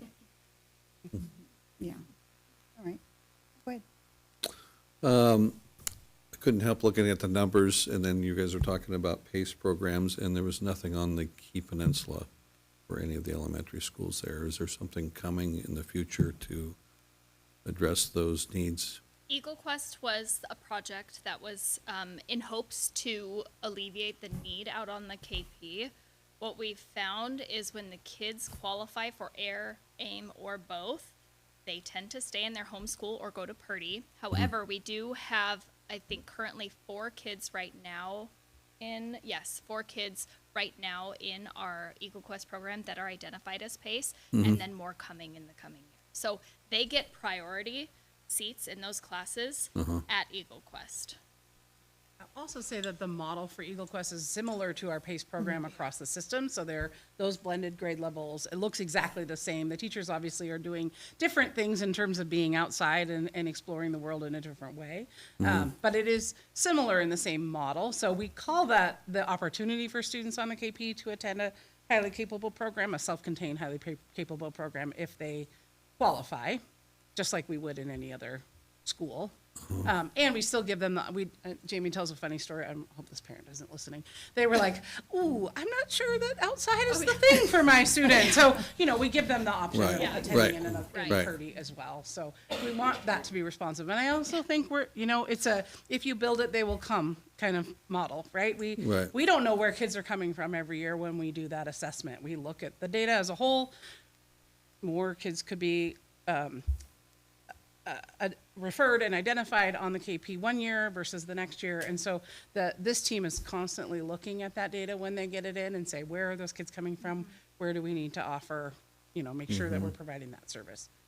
And it's all based on the students. So if we had enough for a class, that's how it would run. So we can't run a class if we don't have the kids. So Eagle Quest definitely is similar to PACE. It is very project-based, very out of the box.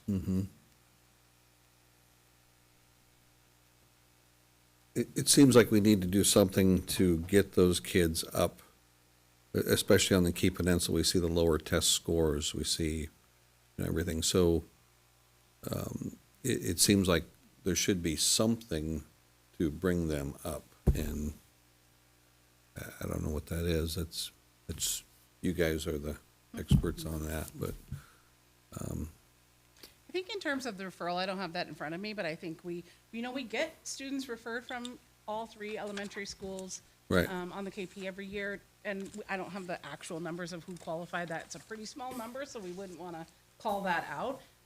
But they do qualify. We do have students that qualify. We do have students that choose to stay in their home schools. So they do have access, whether it is as part of the community or maybe as robust as it is in other places in the community. Maybe that's something that, as we have learned this year, there's some work to do around understanding of what a program is and why we have that designation and all of that. That's all that work that's going to continue next year.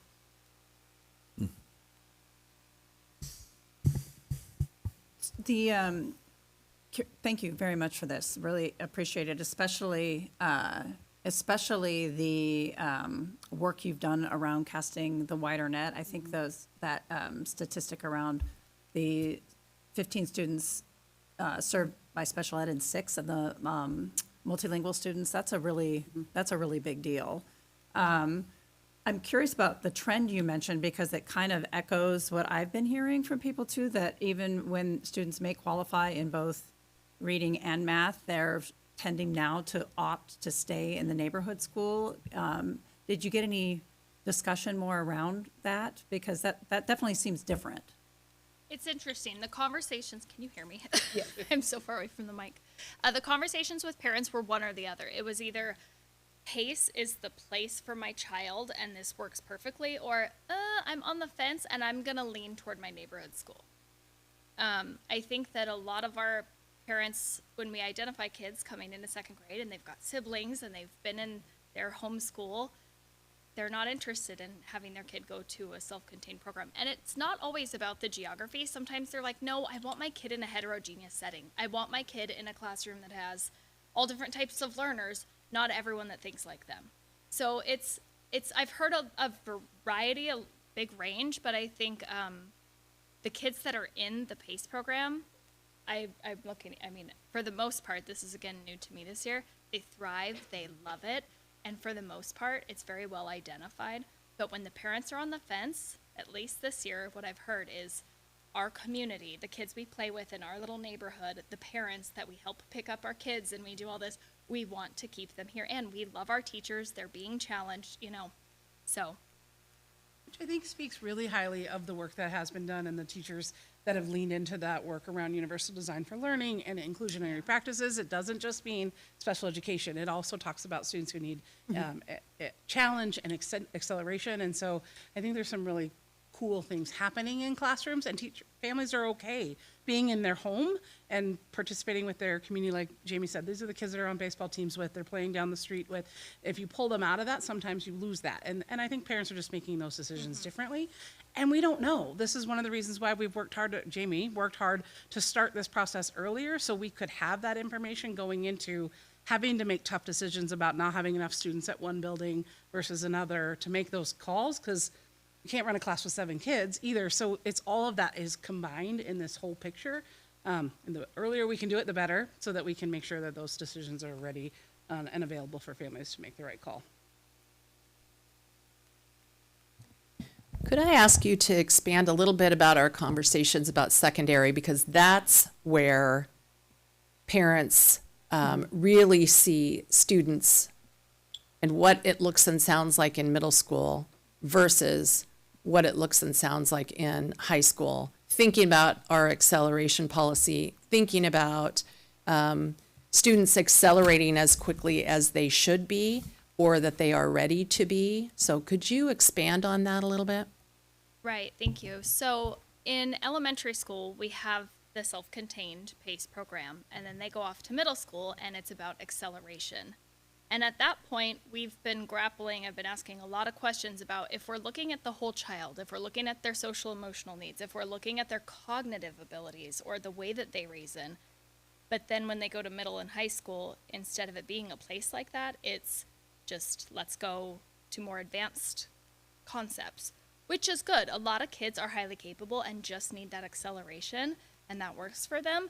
But there is the pot of kids that found their people, but how do we make that happen at the middle school and the high school level? Not necessarily saying a self-contained, they have to be in a separate space, you know, but how do we build a program that is meaningful for the kids, that follows them as they grow up? Because just because they're in middle school, that doesn't mean that the service model shouldn't benefit them. And then we've had the conversation also about how Eagle Quest is working for so many kids who have previously struggled academically or social emotionally. How can we bring that idea and the idea of highly capable programming and bring that into the secondary level in a meaningful way? So that's kind of what's on the horizon. What, as far as challenges for professional development for the middle school teachers around that, having a highly capable kiddo or two in the class in gen ed, to be able to challenge that highly capable student. What are we doing to help those teachers? I mean, as far as professional development for that, so that the kids, the highly capable kids, are engaged and moving forward, and not necessarily just being asked to mentor the kids that are struggling. Well, I just want to make, what are we doing to make sure that that's not happening? The benefit to middle school and high school is that they place kids in math classes. We do a similar MDT process as they're leaving 5th grade and heading into 6th grade, and we can place them into advanced math courses. Now, of course, if it doesn't work out, they can be adjusted, but we've been working with James and his team and making sure that we communicate to the middle schools and the counselors how we get those kids in advanced pathways. So if they are bored in that math, we're not going to force them to stay there. We're going to assume to advance them, if that makes sense. I'll also put a plug in for the fact that the work that we've done around universal design for learning and all that work with Katie Novak again, meets the needs of acceleration and enrichment as much as it does on students who need different access points. And so that scale and that continuum allows a teacher to think about how kids access learning in a variety of ways. So the middle schools and high school teachers have had access to that as well as we've done this work. And it is, as you saw, one of the things that came up as kind of an ongoing need, and we'll definitely be leaning into that and figuring out with a new ELA curriculum, with a new opportunity to look at math and what we're going to do there. These are the moments where we can be like, okay, let's lean in here and figure out how we best serve kids this way.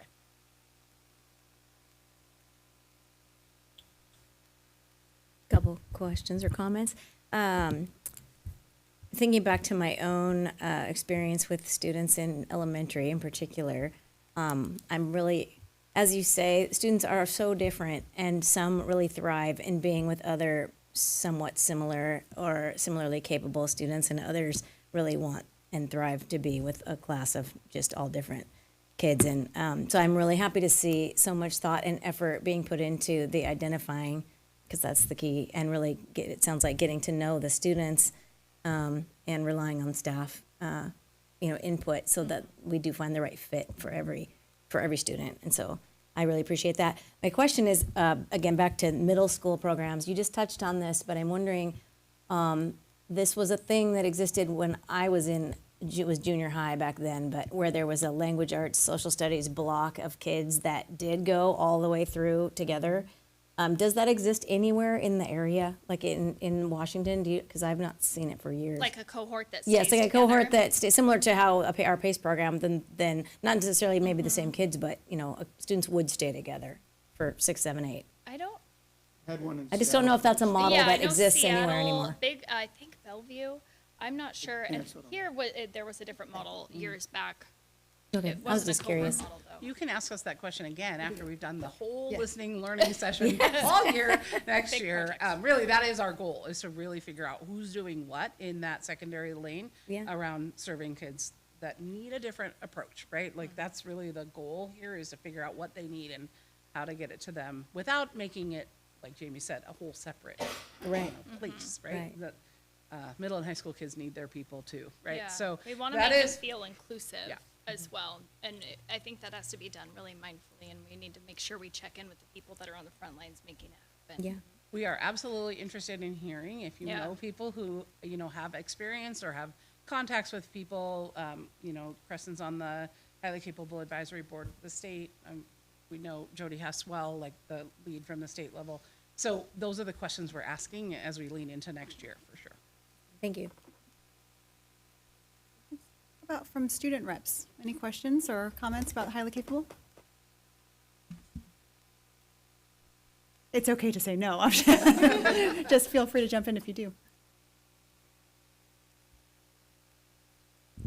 I know you guys kind of touched on this, so I was in highly capable when I was in elementary school, and I also had a lot of friends at the same school who tested in but opted out of doing those classes. And I definitely I know some of them did what you're mentioning with that clustering in, especially I have a few friends who did that in math, and I know that they really enjoyed it. And I love my experience in highly capable and PACE, and I have friends who did it as well. So I really think like what you said about it working differently for each individual student is definitely true. And I can attest that we've all ended up kind of at the same place. We're in classes together now. So I think just being able to have that flexibility and still being able to like push those kids to then take those accelerated middle school and accelerated high school courses is a super good system to have set up. Amelia. I'm wondering if you guys follow these students, if there's any data of you following where they're going throughout middle and high school through the program, and where they end up by graduation. Great thing for us to track. What I do know is that our students who have entered, I think I have data as far back as 2018, entered into the self-contained PACE program, that they are also 100% likely to graduate and are making, the trend is usually high marks all the way through, but I like the idea of post-grad study. That's a good thought. Yeah. Thank you. Just one closing comment from me.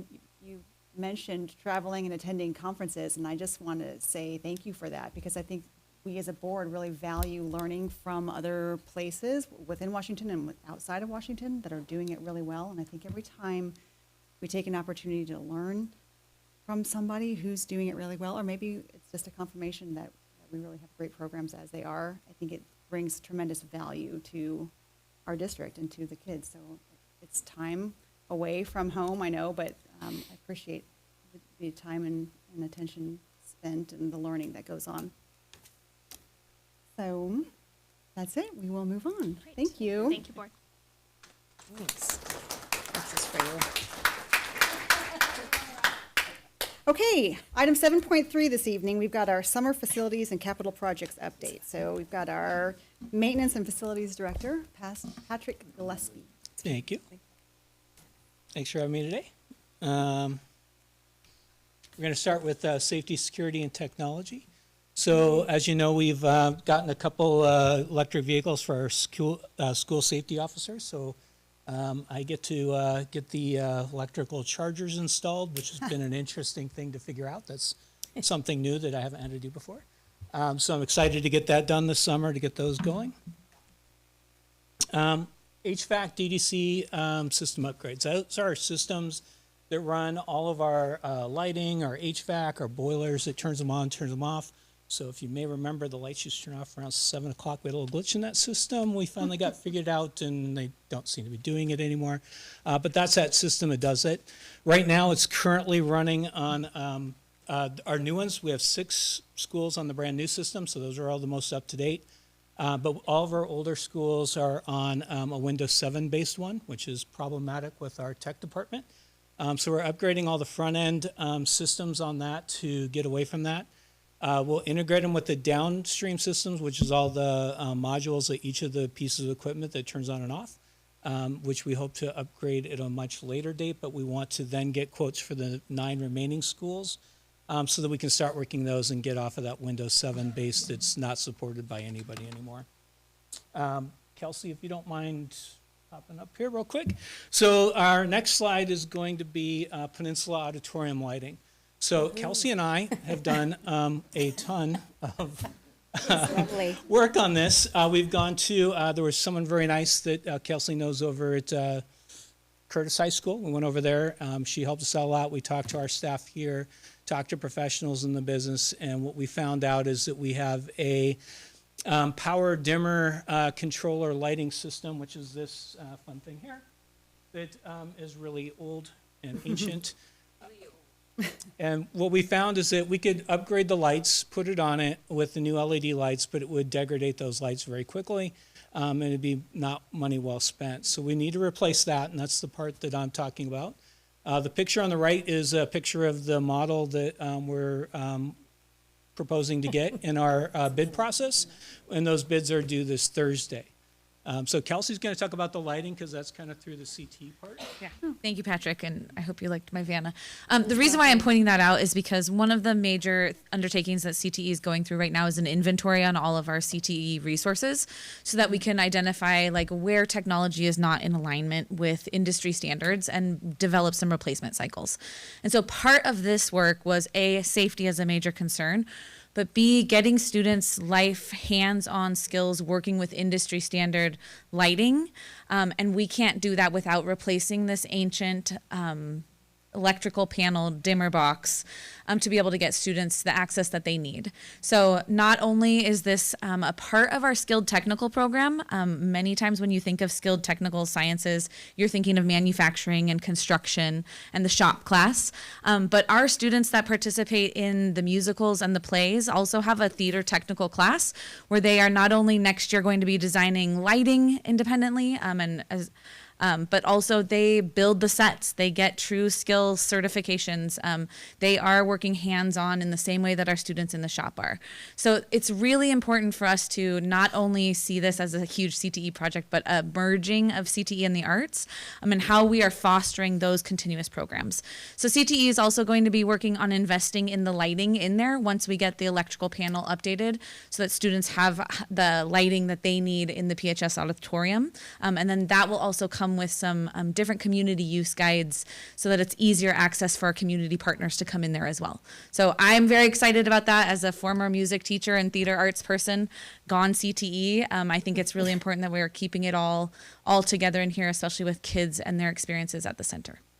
So as part of this. Can we just look at Amelia Amelia's right now? face. I know, she's just like. You can come back. It's okay. Yes, she's just going. That's so cute. Sorry. It's going to make a huge difference for Yeah. kids. So This is why we do this right here, Yeah. is Yeah. for our students. So one of the things too is not just this, is also there's some wiring that goes back to a new control board and a few other elements that I have forgotten the names unless I look at the bid thing because I've gone over them. It is complicated, by the way. This is one of the more complicated things we've had to deal with in a long time. we're literally dealing with multiverses, which is like fascinating as a Marvel Disney girl as well. But the amount of multiverses that we are adding in the control, I'm looking at Amelia, she's like, yes. With a whole new lighting board that comes along with it, and then being able to set up those touch panels is just, we're very excited. Something like 27,000 multiverses or something. Oh, it's weird. much farther. It's much more than that. Right, yeah, some big know what that number. means. Every It all makes multiverse has sense when we thousands talk of about channels, and it's just it's a part of the LED lighting structures that all of the new facilities have that we are really limited to right now because of that box. So we've taken, again, Patrick said, we've spent a lot of time really making sure that we're doing this right, that we're investing in not only our current facilities, but our students' like current work life and what they're preparing for, and being intentional about things that can be movable or can be transitioned and can be in a replacement cycle that best benefits our students. Well, Kelsey's up here. Any questions on that piece? No, that's exciting. All right. Kelsey, I'd like to thank you for being up here with me. Very nice. All right. Next slide, we are facilities. So things we're working on there are playground upgrades at Harbor Heights and Purdy. So last year, remember, we took down 2 portables. We did rubber surfacing there. And this is, we've been working with staff over there, a couple people with and I hope I'm getting this right, the CPAC committee, on getting a more inclusive playground. And so a couple of things that we'll want to take a look at is, if you remember, we did part asphalt and part rubber over there. And with these are the play toys that need to have rubber, and they're going to be able to get kids with wheelchairs in them and have kids playing around them. We also found out that the kids just love the rubber the way it is without any toys on it, so we're actually leaving an area that'll have a little bit of rubber so they can still, I believe they call them dance parties and things on them. And then these toys here will wind up more in the asphalt area over here, which are more ground-based interactive toys with different xylophones, things like that. The colors aren't necessarily the exact color, but this is getting really close to a final product. We're just got another meeting with the group, kind of make sure we're dialed into what everybody's happy with, and then we'll start working on getting that ordered. And everything's ready to go there, so we're hoping that'll be done, well, with the world the way it is, we're hoping this will be done before school starts, but it could be like end of October, a little bit with that one. Okay, there's, right, it's Purdy. Purdy, we're doing a playground. We're putting rubber in, rubber surfacing. We're trying to upgrade schools to that as we can. With this,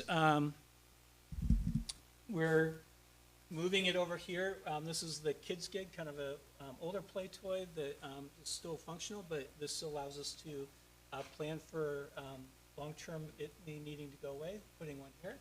There will be some site work that needs to be done because the grades changed there. So there'll be a little bit of a pathway, some seating that we're hoping kids can use for reading and watching and, kind of hanging out there. And then behind it, next to it, you kind of see the concept that we've been working with Purdy on with that play toy and what it would look like. And yes, it would have the rubber surfacing within that. I think I said that at the beginning, but just in case.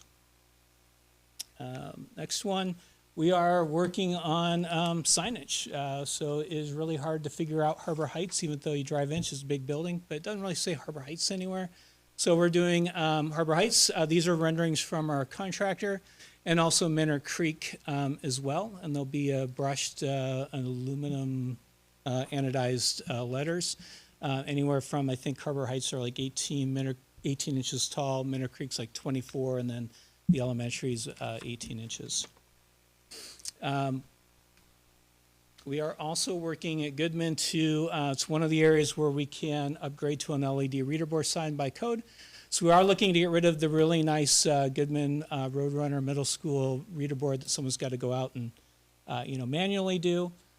So we're working on getting that. PO's getting finalized now. We'll work on a design that complements the old monument sign. We want to make it nice, but we also don't want it detracting, keeping in mind that it'll only be a little bit of it, and then they'll have a big LED rear board sign like you see at the Kopachucks and the KPMS schools that we have where we put the new ones. Aviation program. So working closely with our CT director, Kelsey, who is just up here, on facility needs. So we've done some stuff already over there to get prepared for that this coming September. We painted the interior walls, added additional outlets for the simulators. We're replacing some entry flooring that will be done here pretty soon. Exterior entrance concrete over the summer because they're going to be using the back as an entry. So we want to make it a little bit more easily accessible so you're not walking over, dirt and all kinds of other stuff. Also, we have regularly scheduled meetings where we go over any emergent needs or any upgrades, any additional stuff that may pop up that we need to kind of get done so that we have a smooth transition right into that program come the first of the school year. We're also working on our baseball fields and fast pitch fields. We're looking into a few things there. At Gig Harbor, they have an old fence, more construction fencing that's been there for who knows how long, but it's really not a real fence. Like pretty much all of our fast pitches have a fence in baseball except for this one. So we're going to be replacing that this summer. We're looking to add additional storage potentially there as well. And then we're also going to be working with a consultant to assess the infield dirt, which could lead to removing existing infield dirt and replacing with new. We will include assessing the fast pitch field at PHS as well with that. And if needed, we're hoping all that work begins this summer.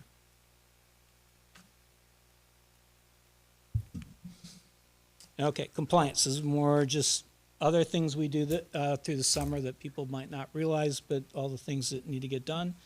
Fire alarm testing, fire extinguisher inspections, including 6-year recertifications, 12-year replacements, fire sprinkler system testing, drop-down door testing, backflow device testing, grease traps cleans, kitchen hoods cleaned and inspection, septic systems inspection, all the fun stuff. So those are just some of the things that we're planning and preparing for and getting scheduled now. Capital projects. As you know, we closed on the final parcel of the 25.31 acres we bought around the Purdy and Peninsula campus on March 31st. So we're really excited about that. And you can see, for those who don't know, everything that's kind of in red is now owned by Peninsula School District. That's circled there. Anything that's blue was what was part of that purchase, and anything that was kind of the off-whitish or a little bit obscured, that's the existing parcel with Purdy and the bus barn and Peninsula on it. So it really kind of adds quite a bit to our property for future use. As part of that, we bought 4 fine houses that we're going to be partnering with Gig Harbor Fire Medic 1 to do lots of training. They are the lead agency on this, but they will be including other agencies like Key Peninsula Fire with that as well.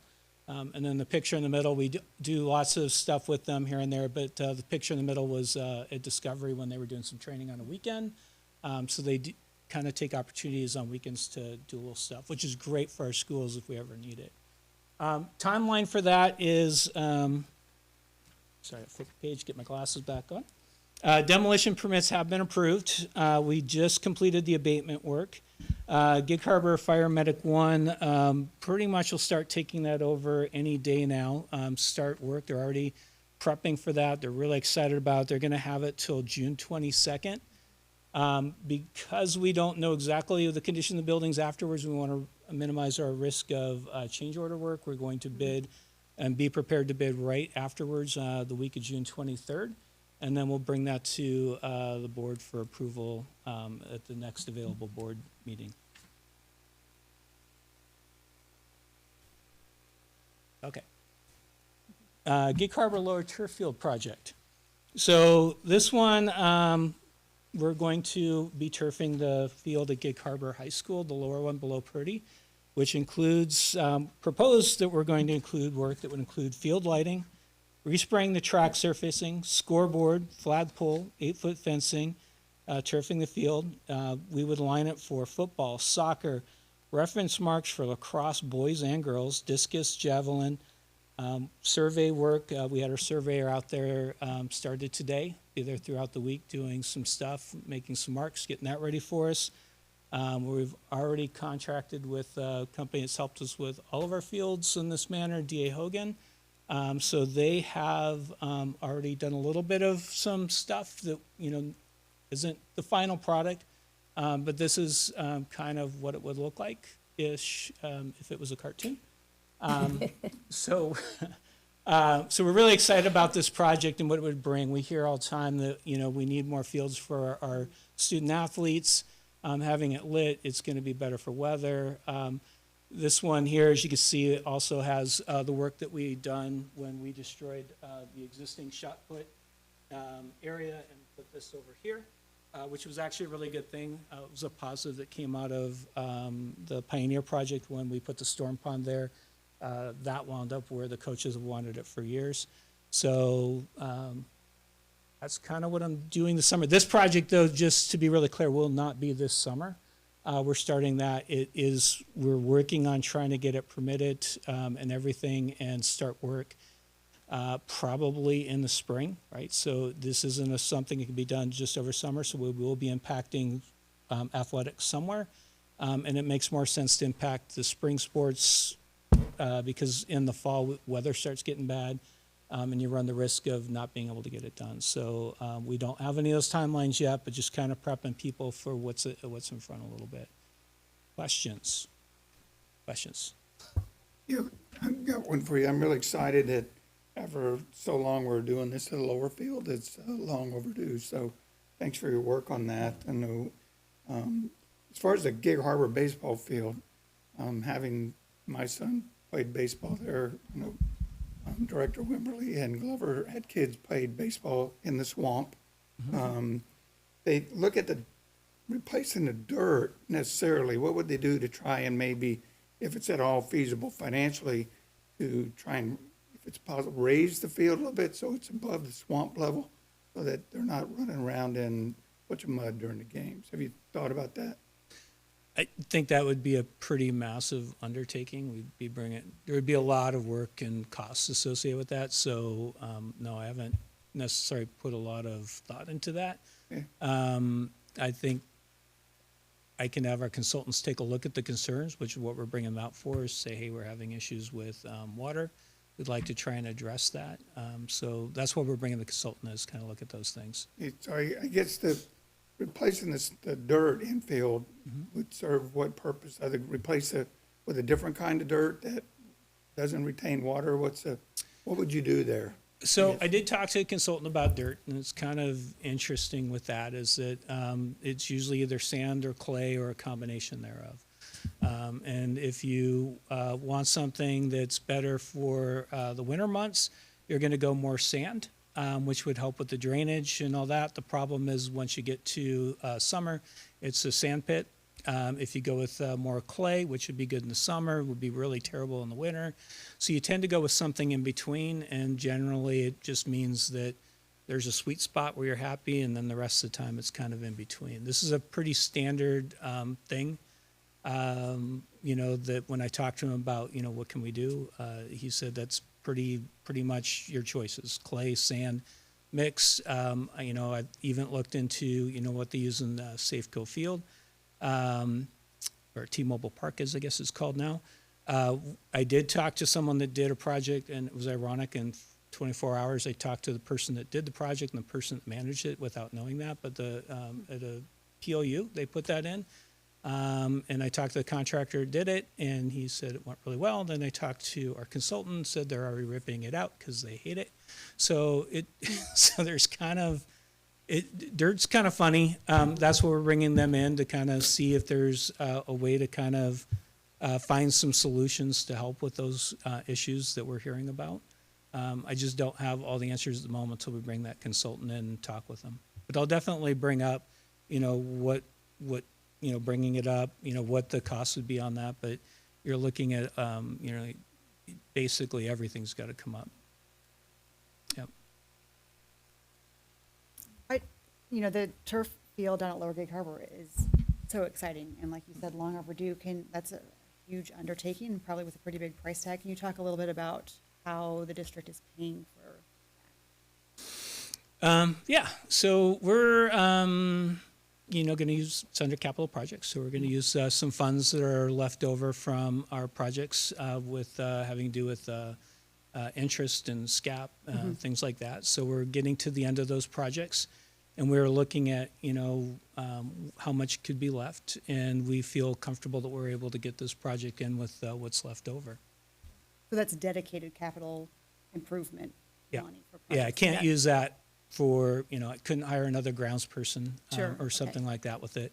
I got to use this money for some kind of capital project. Got it. Great. One of the things I didn't mention with it, it's really exciting.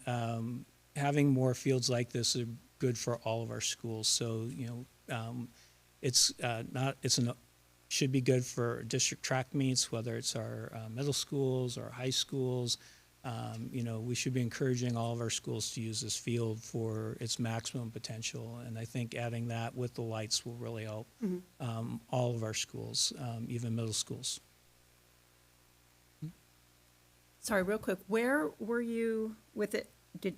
I missed the timeline on that. I know you don't want to commit to a timeline, but. Oh, the turf field? Yeah. Yeah, so we're, right now, we're working on design concepts and kind of getting the ball rolling. And then most likely, if all goes well, we will be putting it out to bid sometime springtime next year with construction. And again, it got to, lots of stuff goes into this, but somewhere April, May start date, somewhere in there. And then that would probably run through maybe end of September, probably a 5-6 month type project. And that's City of Gig Harbor permitting? It is, yeah. Okay. Mm-hmm. Students? Yeah, go ahead. How do we know? Curious what the timeline is on getting a new matrix. Is it something that's still only a possibility, or is it something that we've committed to? So the matrix is part of all of the system we're doing, if I remember this correctly. Okay, I'm looking at Kelsey. So we are bidding that. It's out for bid right now, and those bids are due on Thursday.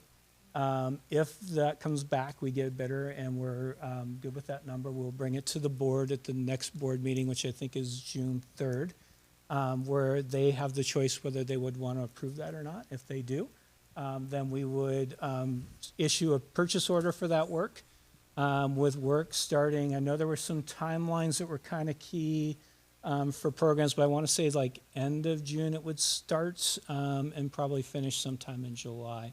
The lighting would come a little bit later, but at least the infrastructure that would work with the lighting when they get it would be in place. So we're hoping to have all the lighting and everything wrapped up for fall. There's a really big smile over there. That's oh my goodness. That's just kind of crazy. I'll always be the biggest advocate for new technology in the theater. Even in this show, halfway through the show, I go, "Hey, how's the Matrix doing?" It makes weird noises. We're worried about a fire risk. It got installed in the 70s. The company that makes it doesn't exist anymore. You cannot find a manual online anywhere. We've had a few people go in and just reach in and it's just dust. Yeah. And but that's, I had someone come in and look at the lights, and I just happened to be there, and they said, "Hey, that belongs in a museum." It's that old. we just have one. Our technical director is really the only one that has the knowledge about it and is like, okay, I gotta teach some kids how to do this because we can't find it anywhere. And I think it's really exciting that the district is finally taking note of that, because also the amount of money that we have to spend on rentals every year to accommodate that matrix is astronomical compared to the amount of money we would spend if we could buy a set of lights that are new and keep them. That's probably where like 80% of our budget goes every year is to renting out lights and Fresnels and all of the lights that have to go with our matrix to accommodate it. So I'm really excited to hear that that's something that you guys are pursuing. I hate that it's my senior year and so I don't get to see it in action, but I'm really excited for our underclassmen who get to experience that because it is something, when I go out and work professionally now, I've seen their light systems and they're like, I don't even know what you're talking about this matrix. And I'm like, it's this thing that all of the signals go to and then you have to, and they're like, no, I don't know what that is. It's really not industry standard anymore. And so I'm just excited and I hope that it goes through because that's... I super appreciate that, and I know Kelsey does too. We've worked really hard on it, and we're really happy that we're going to be able to give that to our students. And we would invite you to come back and check it out. I also do want to remind everybody that's out of our SS&T dollars, the technology part. So, we really appreciate our voters that voted for that. We want to make sure that they're aware that, these are the things that we're doing with those dollars that are improving our students' experience in the schools. So. Really makes me happy to hear that. Sorry, David moment there.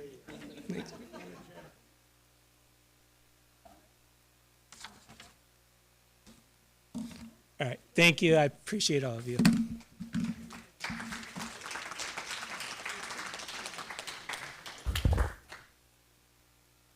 Okay, item 7.4 on the agenda this evening is our monthly budget update. So I'm going to call Ashley Murphy, our CFO, back up to the podium.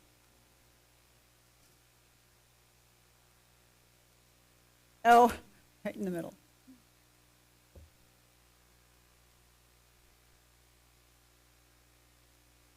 That's why modular furniture is important and flexible. And we were smart and locked the legs before, so that made it even better to push it out. Okay, so we're going to go through a quick budget status update for month ending in April. So this brings us current. So you're looking at our normal forecast 5 reports that we present off of monthly. This first page right here is revenues. So you're seeing that at the point of month end April, we've brought in just over 70% of our total anticipated budgeted revenues. This makes sense when you consider the fact that nearly a quarter of our state revenues come in during the months of July and August. So the fact that we're currently sitting just over 70% would be trending accurately. Our projected year to date for local revenues, we've currently collected just under 92%. April is a property tax collection month, so we did receive a chunk of our property taxes in the month of April. You can see that that doesn't bring us to 100% though, because not necessarily everyone pays in April and October, so some of those payments linger through the rest of the summer, and we'll see that piece inch closer towards 100% here by the end of August.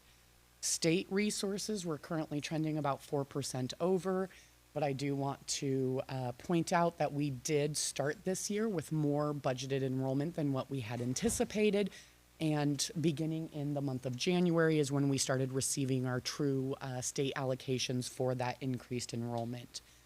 Our federal resources, that green semicircle, we're currently trending at just under 50%.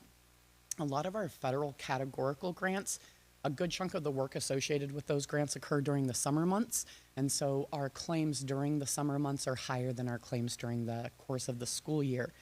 That piece is going to be significantly impacted with the loss of Title II funding from the federal government.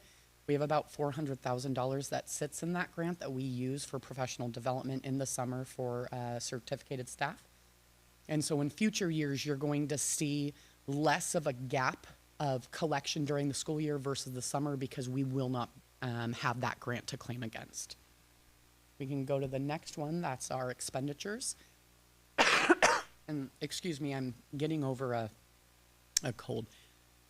Okay, so green semicircle is where we're currently trending as far as ending fund balance. Our total expenditures year to date, we are about 0.7-ish% above where we had anticipated to be at this point, which is actually really good. It means we're trending directly on budget. Salaries and benefits, actual year to date, we're currently trending a bit under. One of the things that we've done over the course of the school year is as we've had individuals in specific positions that have either resigned or retired mid-year, a lot of times this happens with classified staff, not so much with certificated staff. Some of those positions we have not refilled. A good chunk of those positions were then within the district office because that's where you see some of those mid-year changes occurring. So as we don't backfill those positions, we start seeing some savings on the salaries and benefits side. And that's what we're seeing right there. Our total expenses out the door under what's considered basic education, we're currently trending about 0.5% over where we would have anticipated to be at that point. So basically we're on budget. The next slide is our graph showing our trend. Dark blue line is current, and you can see that it peaks in the month of April and October. That's what we expect. That green dotted line underneath it is where we were at this point last year. And so the fact that we're under the 2 years prior, that would be expected given the fact that the district had ESSER funding during those years, and that's why you're seeing those peaks higher than where we're at currently.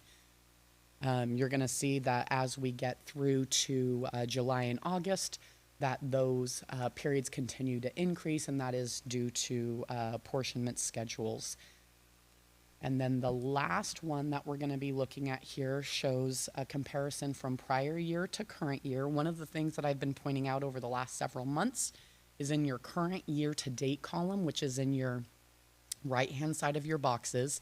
One of the things I'm always looking at is your total revenues versus your total expenditures and whether or not we're in the black or the red. So for the last several months, we've been in the red because we have been spending more than we've brought in through revenues. Well, we got our property tax collection, and so that right-sized us. And now we're currently about $830,000 in the positive, meaning we have about $830,000 less in expenses at this point than what we had brought in as far as revenues go. Now, one of the things I do want to point out, though, is the way that the state has structured the apportionment schedule, and the apportionment schedule is what drives our state funding.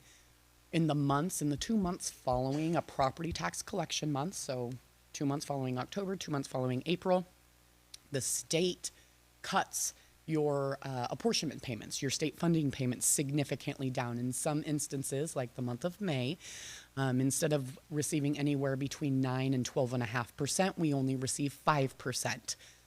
I need to receive approximately 9.5 to 10% of our apportionment payment in order to cover our monthly bills. So in May and June, we rely on fund balance in order to make up that difference. That's why you see fund balance increase during the month of April, and then we spend it down, and then in comes state apportionment in the months of July and August to help rebuild that to get us through the start of the next school year. So we're following that trend as we can see here.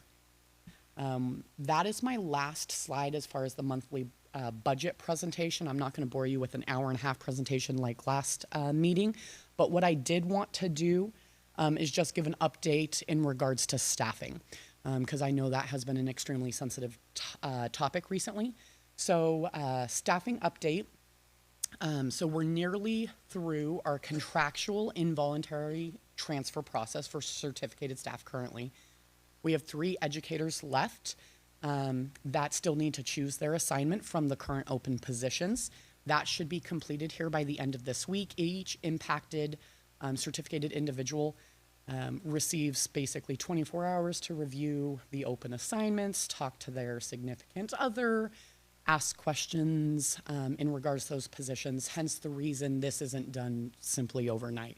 We want to ensure that those impacted educators have a chance to make an informed decision. So the involuntary process should complete by the end of this week. Certificated contract acceptance was due by May 15th, and so that's the date that our educators, they had received their contracts prior to May 15th. By May 15th, if the district has not received their signed contract back, it moves that staff member into a resignation process because they have not returned their signed contract. We had 5 educators who prior to receiving their contract had not indicated that they were going to be resigning or retiring, but through not returning their signed contract, they elicited a resignation. Now, by going about it that way, we had some individuals that were impacted through the involuntary transfer process. Some of these 5 educators were located in buildings in which we had involuntarily transferred staff. So then what my department does is go back to those individuals that were involuntarily impacted, let them know that there is now a position open in their building, and that educator can elicit their right of first return, meaning they've never left the building because we're still in the current school year, but their involuntary transfer, it negates that, okay? And so they're still going to be in their building next year. So we've gone through that process. With all of the movements that's currently gone on, one of the pieces that I think there's some confusion out there about is whether or not Peninsula School District is going to have open teaching positions. We will, and we're going to have 20.72 FTE of open teaching positions that are going to be posted as we get through this process.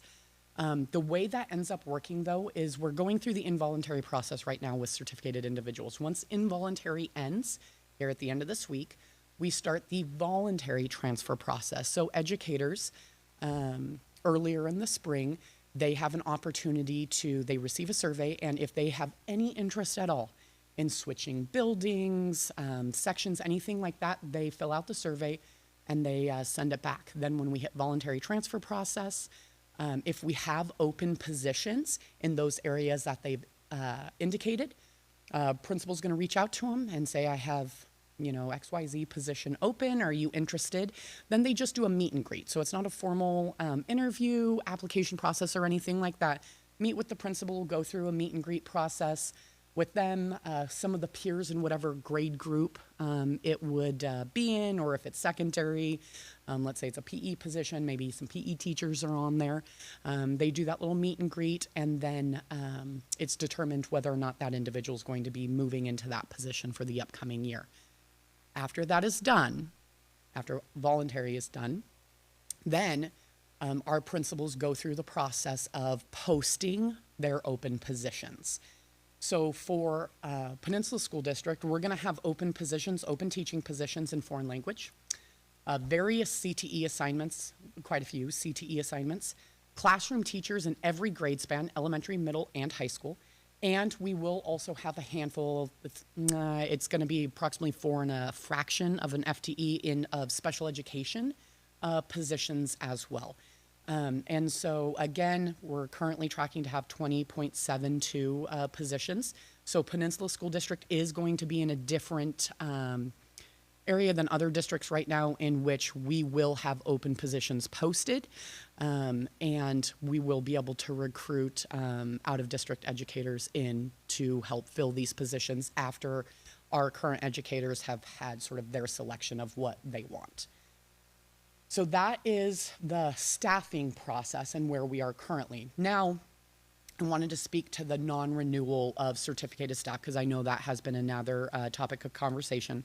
So non-renewal of certificated staff, think about that in the private industry as a probationary period. Okay, so certificated individuals also go through a probationary period. This is governed by RCW, or Revised Code of Washington, 28A.405.220. So this RCW governs this provisional period for staff. It it splits it into two different categories. One is new to the profession educators. So these are individuals recently graduated from college, from a program. They have their teaching certificate. Now they're ready for their first, teaching position. Those individuals go through a 3-year provisional process. So P1, P2, P3. So 3 years of probationary period. During that time period, any district, like if they're a Peninsula School District employee, Peninsula School District can utilize the RCW to non-renew staff for varying reasons. Now it is broad, okay? It can be due to employment needs, performance evaluations, and programmatic considerations. It is broad for a reason. This is state law. This does allow employers to ensure that all of the staff that they're bringing in is truly in the best fit of the district, our students, the building. And just because an educator may not be a great fit in one specific building doesn't mean they won't be a great fit in another building or in another school district, but hence the reason this RCW is out there. The second piece of the provisional status refers to educators that are not new to the profession, but they are new to a district, okay? So if they've already served 2+ years in another district and they've gone through provisional status in that district, when they come and apply at Peninsula School District, they are provisional for 1 year. So they have a probationary period of 1 year. During the course of that 1 year, for any of those 3 reasons that were listed, a district can choose to non-renew that individual, but they only have that 1 year. After that 1 year, they go into continuing status, and that RCW can no longer be utilized to non-renew the staff member. We have currently 594 educators. We have 102 provisional teachers of those 594 educators. And so the numbers that we had previously provided in regards to 11 educators being non-renewed, that's 11 of the 102. So this wasn't a blanket cut of provisional staff like what we're seeing in other districts. This was the district utilizing it on specific key metrics associated with the non-renewal for specific reasons. So I just wanted to throw that out there in regards to that, because that piece in and of itself is something that districts do across the state, especially districts that are like mid-level and larger. When you're dealing with 600, 1,000, or 2,000 educators and you're recruiting teachers in, this RCW gets used regularly. This is my 8th year in school districts. This RCW has been used in every single year of my 8 years within school districts. And prior to that, when I was auditing school districts, we saw this on a regular basis. So this is not uncommon to see non-renewal of provisional staff, just like it's not uncommon in the private industry to see probationary employees not continue. We have probationary factors in all of our other classified clauses as well. Theirs is just not governed by RCW. Theirs is governed by the collective bargaining agreement. Okay, questions?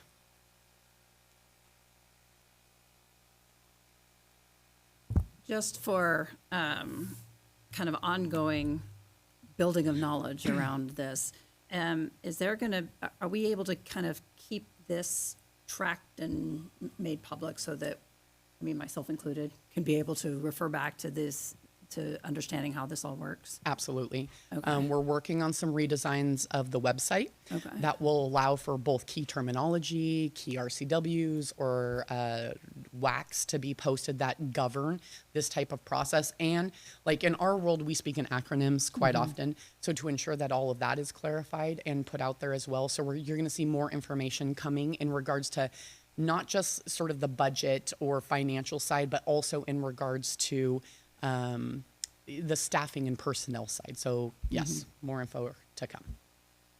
Great, thank you. You're welcome. To that same point, can you clarify what you said? I think I understand it, but it'd be good to clarify. Okay. The contracts that were not signed and returned by a specific time or date, did that generate? What am I trying to say?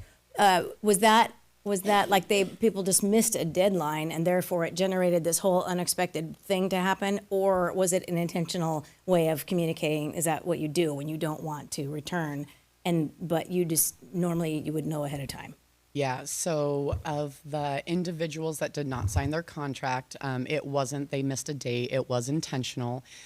They just opted not to proactively tell the district. They just waited for the contract date to lapse. And then at that point, what happens is my employee support services team reaches out to them, asks if they had intended to resign or retire, and then that communication starts on that side. So once my team had reached out to these individuals, they did indicate their intent to resign. Unfortunately, though, because they waited until that date, we did have the involuntary impacts in some of those buildings that we wouldn't have had we known ahead of time. Correct. Just to clarify, this is something that happens every year because the Yes. deadlines and the contracts, they're not ours, right? They're state contracts. So this is happening in every district around the state. And Correct. it's just kind of it just has to shuffle out this way as you go through the involuntary and then the resignations, retirements, and then the voluntary. So it takes some time. Correct, exactly. So May 15th is a statutory deadline.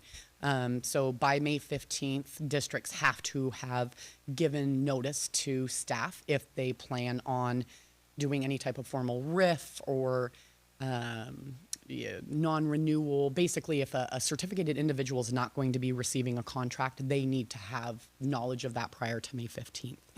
Now, what we then do is we backwards plan. We know May 15th is the deadline. We know we have to get through involuntary. We have to get through voluntary. We have all of those other pieces to juggle. So we backwards plan, back up our staffing process, and then work through those dates based upon May 15th being the goal date. And then open positions, once that will happen after all of the voluntary moves are made and people pick where they want to be. And then you said we'll have 20, say 20? Yeah. So from the hundreds they're cutting across the bridge, we're probably going to have a huge pool of applicants. to Yeah. choose from. So what is that timeline? So you're going to start seeing it now. Okay, so when we have individuals that have elicited a voluntary transfer, we already know what they're wanting.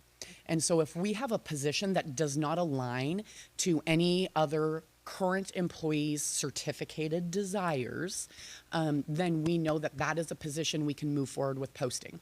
And so you're going to start seeing them, I believe we even posted one earlier this week, you're going to start seeing them trickle out.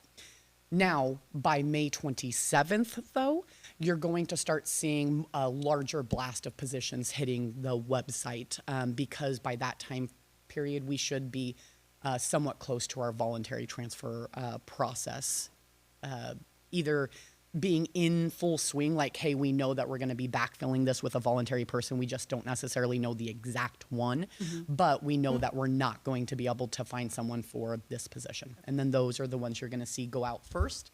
Like CTE tends to be one of those ones because if you know that you have staff that don't have the credentials or V codes or SIP codes to teach those, and you don't have anyone that stated that they wanted that type of a position, those are ones you're going to start seeing hit first so that we can recruit, especially sometimes we're recruiting from industry.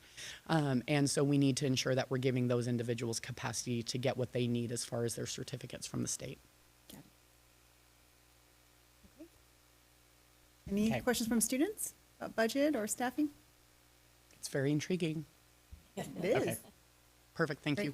Thank you. Okay, so that concludes our reports for the evening. We're going to move on to our first round of community comments. As you know, we offer two distinct comment periods. The first is for those wishing to speak on agenda items. This is so that the board can hear from the community before we take action on any items on our agenda. And for those who wish to speak on topics not listed on the agenda, a separate comment period will be held later in the meeting. I will call you to the podium, and you'll have 3 minutes to speak. First, please state your name, first and last name when you come to the podium. First, we have Josh Johnson speaking on consent agenda and items 10.1 to 10.4, discussion action items. Yeah, my name's Josh Johnson. Quickly, I'm happy to announce someone has finally reached out asking about my concerns. No one here, of course, but your attorney has. Weird. Anyway, So as you prepare to vote on tonight's agenda items, I want to offer something for you to consider. Not just the impact of the policies you're changing, but how your process shapes public trust in this board. At the last meeting, some of you tried to distance yourself from recent decisions by saying, we hire the superintendent, she makes the decisions.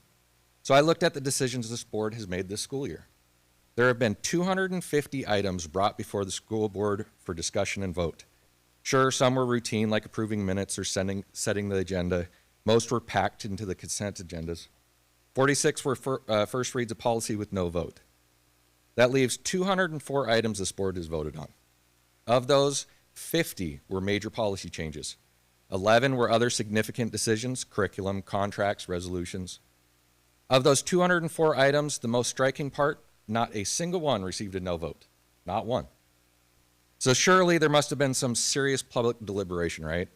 After all, that's the only way to comply with the Open Public Meetings Act and still arrive at 204 unanimous decisions. So I pulled the YouTube streams and I timed it. Every meeting, every vote.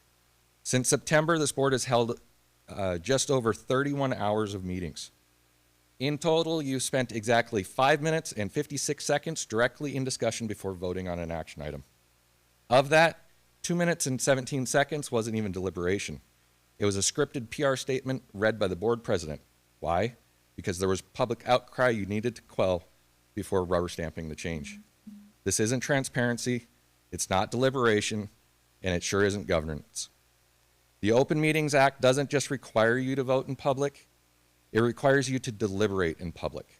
The community deserves to hear how and why decisions are made, not just watch them be rubber stamped in silence. You can't make 204 unanimous decisions, skip the discussion, and then tell us you're being transparent.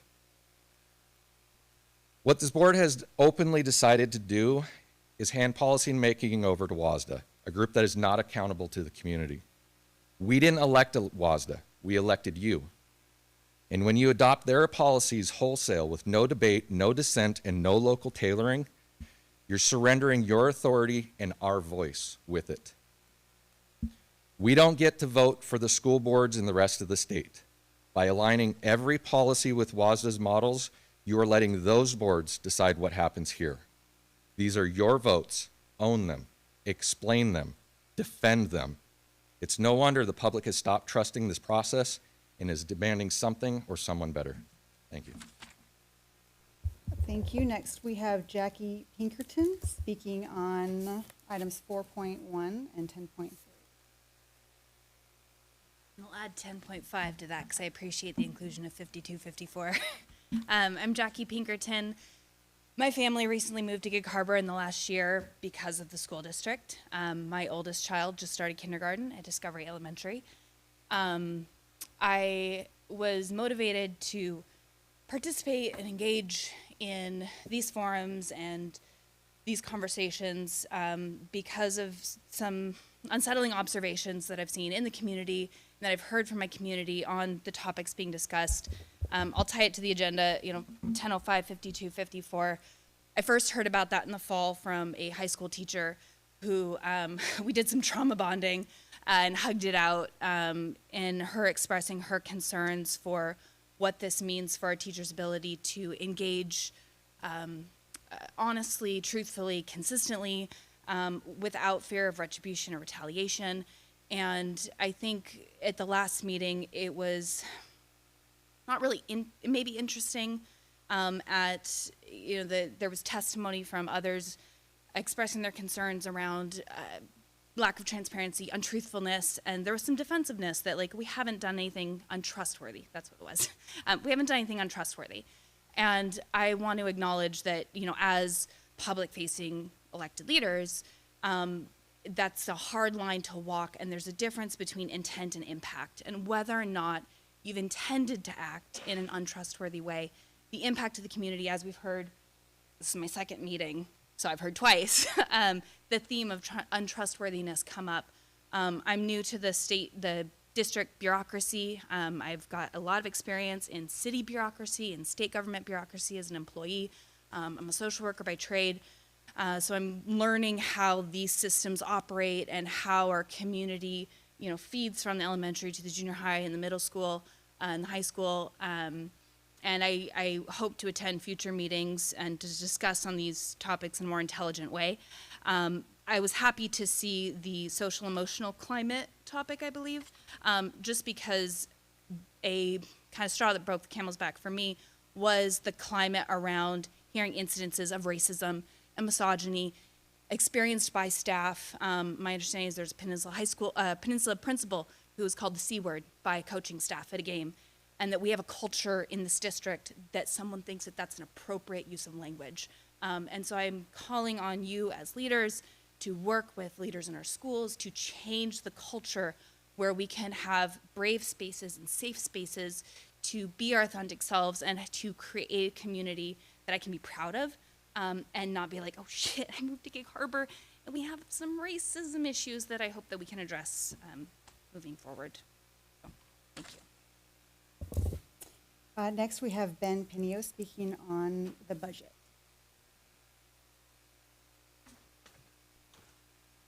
Brought some visual aids tonight. Ready?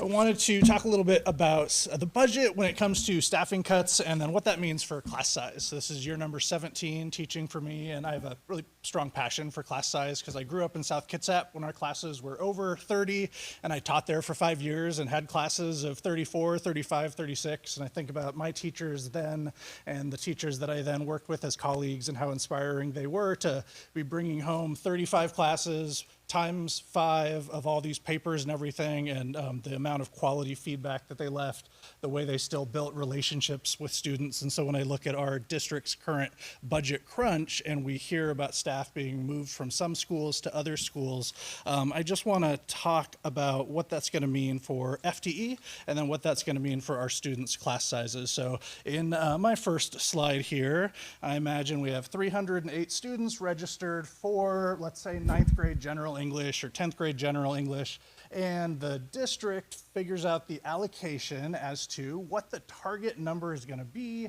for the number of kids per class, and our contract says our goal is 30 and our contractual maximum is 32. So imagine it's a good year and we're targeting 28, and we divide 308 kids by 28 and we realize we have about 11 sections. Well, on the next slide, if we were targeting with that contractual maximum of 32 and it was this year and we find out that we've now lost an FTE and you put 32 kids in 7 sections, then we're going to have 76 that are remainders that are left over and they need to go somewhere. So then the next step is to do another draft of the schedule, and now we're going to target 36 per class, and that leaves us a remainder of only 48. So we're getting there. And so if we decide to move one English teacher who's teaching something else back to English, and then we add their section in, now we're down to 37 per class. But that teacher is now not going to be able to teach the elective that they were teaching. And on the final slide, you'll see we're down to 33 if we bring in one more section, one more teacher, but now we've taken away 2 electives that were being taught by these experts and experienced and passionate teachers in their elective areas. It could be AVID, it could be leadership. And so we need to figure out now who's going to teach those, or if we're going to be able to offer those based upon staffing. And all of this is in a situation where our enrollment at the high school is the same year from year, and so we can't quite understand the math. And so when it comes to class size, I just wanted to speak to how class size is going to affect how much we're able to give individual time, help, and support to our students. And if we have 30 plus in a 55-minute period, I'm not going to be able to check in with each one every day and then help each one every day. They're going to have to wait until the next day. It's doable, but it becomes harder for them, harder for us, and then harder to develop relationships, the social and behavioral issues that we're going to see. All the research shows class size is a huge factor in being able to make more effective change in the classroom. So I just hope that's something that we consider going into next year, sooner the better. Thank you. Thank you. Next, we have Pamela Locke speaking on the budget. And I apologize if, please pronounce your name. Is it? You've got it right. It's Locke, okay. Hi guys, I'm Pamela Locke. I am a parent out at KPMS. I also have a kid in Peninsula High School. I stand before you as a concerned parent, deeply worried about the future of our children's education. At the last meeting, the budget presented had glaring inconsistencies, and what was labeled as transparency felt more like a facade. How can we trust this board to act in the best of our interests of our children when the information shared is so flawed? Let me highlight just a couple contradictions we've observed. Competent teachers are being let go only for principals to be mandated to attend job fairs to hire new ones at lower wages. And I've heard that third year and second year are the ones being impacted. First year, a lot of them have stayed on. Classrooms will be overcrowded, stretching our already overworked teachers to a breaking point. District office employees were let go to cut costs, only to be rehired later at higher salaries. A staggering 80% of the budget is allocated to district administration office employees. One representative is paid over $300,000 a year with additional stipends for clothing and a vehicle. And new vehicles were purchased for security and drones for flying, and the STEM program is being harmed. Principals, administrators, and teachers are constantly being shifted around to cover up poor hiring decisions under the guise of budget restructuring. These issues come directly from official district communications. If budget cuts are truly necessary, then we should start at the top with excessive salaries, stipends, and inflated administrative costs. What our children need is stability, dedicated teachers, effective programs, and consistent leadership, not financial mismanagement and broken trust. Please hear our plea. Our students should not bear the consequences of poor decisions and misallocated funds. Protect their education. They deserve better. Thank you. Thank you. And finally, we have Carmen Martel speaking on the budget. Carmen, I'm sure it's Carmen. I'm not sure of the last name. Is there anyone else here who's going to speak on the budget?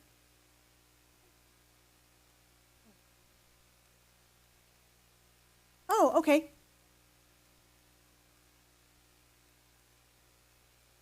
Oh, okay. Okay, so you do not wish to make. Okay. Thank you. Okay, well, thank you for coming to the board meeting. Okay. So that concludes community comments on agenda items for the evening. We will now move on to item 9, which is the consent agenda. Is there any discussion prior to the vote on the consent agenda? Is there a motion to approve the consent agenda? So moved. So moved. Second. It's been moved by David and seconded by Lori to approve the consent agenda. All in favor, say aye. Aye. Any opposed? Motion is carried and the consent agenda is approved. Item 10 on our agenda this evening is the review and discussion and action items. Item 10.1 is the review of the first reading of policy 5100 being renumbered to 5000, recruitment and selection of staff. Because this is a first read, there's no action that we're taking on it, but is there any discussion on the review of the first reading and the renumbering of this policy? Okay. Item 10.2 is a first read of policy 5520, which is being renumbered to 5271, related to reporting improper governmental action, the whistleblower protection. It is the first read, like I said, and that means we're not taking action on it, but is there any discussion on this policy renumbering? Item 10.3 is a review of the first reading for adoption of policy 3112, social emotional climate. Is there any discussion on the review of the first reading? Again, we're not taking action, we're just reviewing. Okay. Item 10.4 is the approval of our summer athletic programs and participation. Is there any discussion on the approval of summer athletic programs and participation? I just have a question. I don't recall doing this before. Is this a new, is this a new action that we have to take for summer? We have our district athletic director sitting back there. Wendy, would you like to speak to this?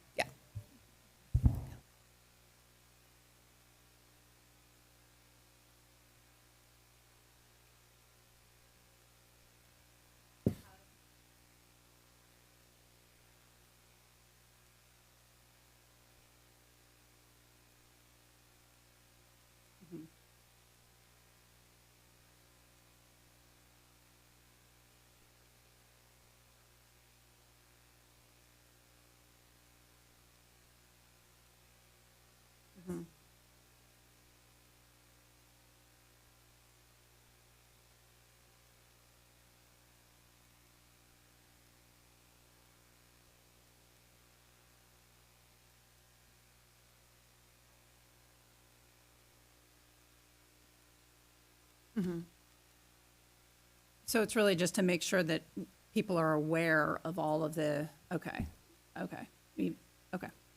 thank you. Any other questions, discussion? Is there a motion to approve the summer athletic program and participation? I'll move to approve some athletic programs, participation. Okay. It's been moved by Jennifer and seconded by Lori to approve summer athletic programs and participation. All in favor, say aye. Any opposed? Okay. Motion is carried. Summer athletic programs and participation has been approved. Thank you, Wendy. We added a discussion on our staff expression policy. David, you asked to put that on. Is there something you want to introduce? Yeah, I think over the past few months, since we implemented the policy, the board has heard quite a bit from the community. I know I have when I've been out, whether it's on the Key Peninsula, people walk by me when I'm out in my yard, what we've heard here, community comment. I would have to admit that there was some unintended impact of the policy, mostly that there's a lot of misunderstanding, ambiguity about the policy, what the intentional intent was. And so I would like to move that the board suspend policy 5254 effective immediately. I just don't think it is going the way we thought it might be. I'd like to second that. Is there any discussion before we take a vote? And I actually would like to ask Preston to kind of speak to the group that you put together. I think the largest question around this was, like we've talked about intent versus impact, and most of our policies have corresponding procedures, and that's something that you and our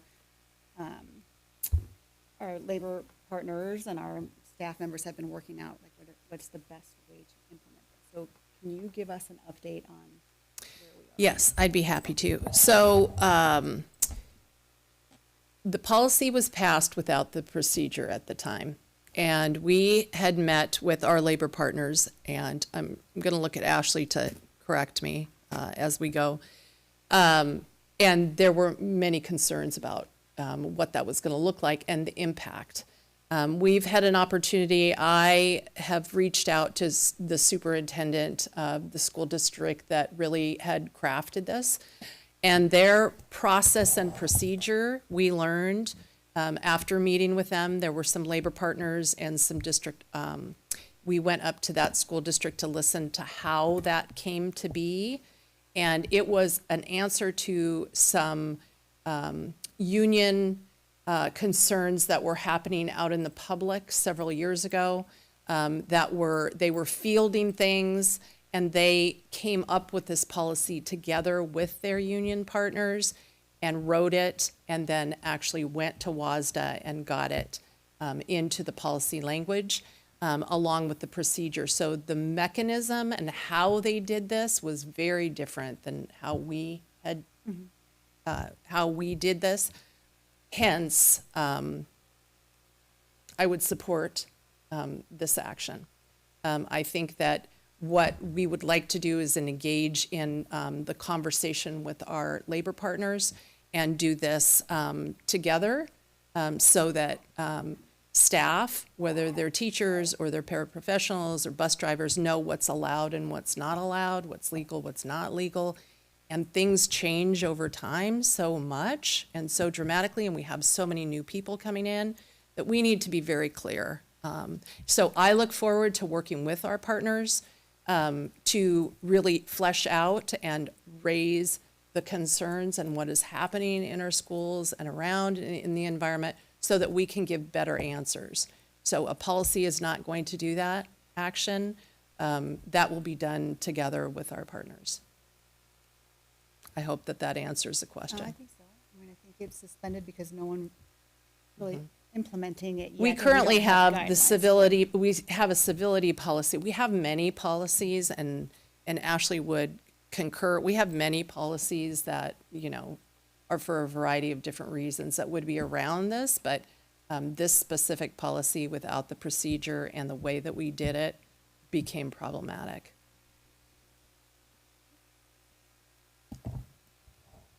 Any other thoughts or And comments? Carol can check me and Chris can check me. Okay.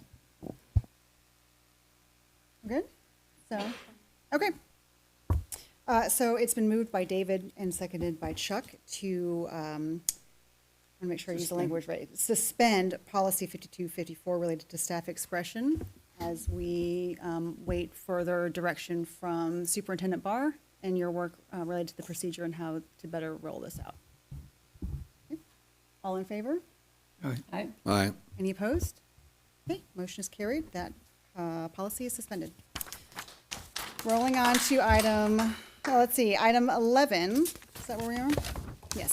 11 is comments from the community on non-agenda items. As before, I will call you to the podium. Please state your first and last name, and you will have 3 minutes to address the board. First up this evening, we have Chris Doherty.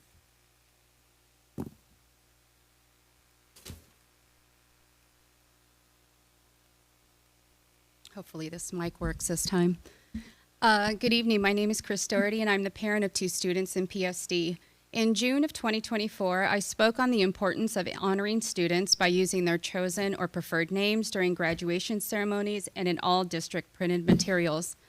While it is understandable that a student's name on their high school graduation certificate would need to match their legal name, using their chosen name during commencement, as Henderson Bay already practices, is a meaningful way to affirm their identity and to demonstrate that our district truly believes in every child, every day. As we approach graduation season, let's make sure that students who go by a chosen or preferred name are shown the same respect as Robert Francis Prevost. When white smoke rose from the Vatican, the world instantly embraced him by his chosen name of Pope Leo. As educators, administrators, and community members, it is our responsibility to create spaces where every student feels respected. Using a student's chosen name isn't just about language, it's about dignity, recognition, and inclusion. It's one of many steps that we can take to show that we are genuinely believing in supporting every child, every day. Thank you. Thank you. Next, we have Christy Wahala.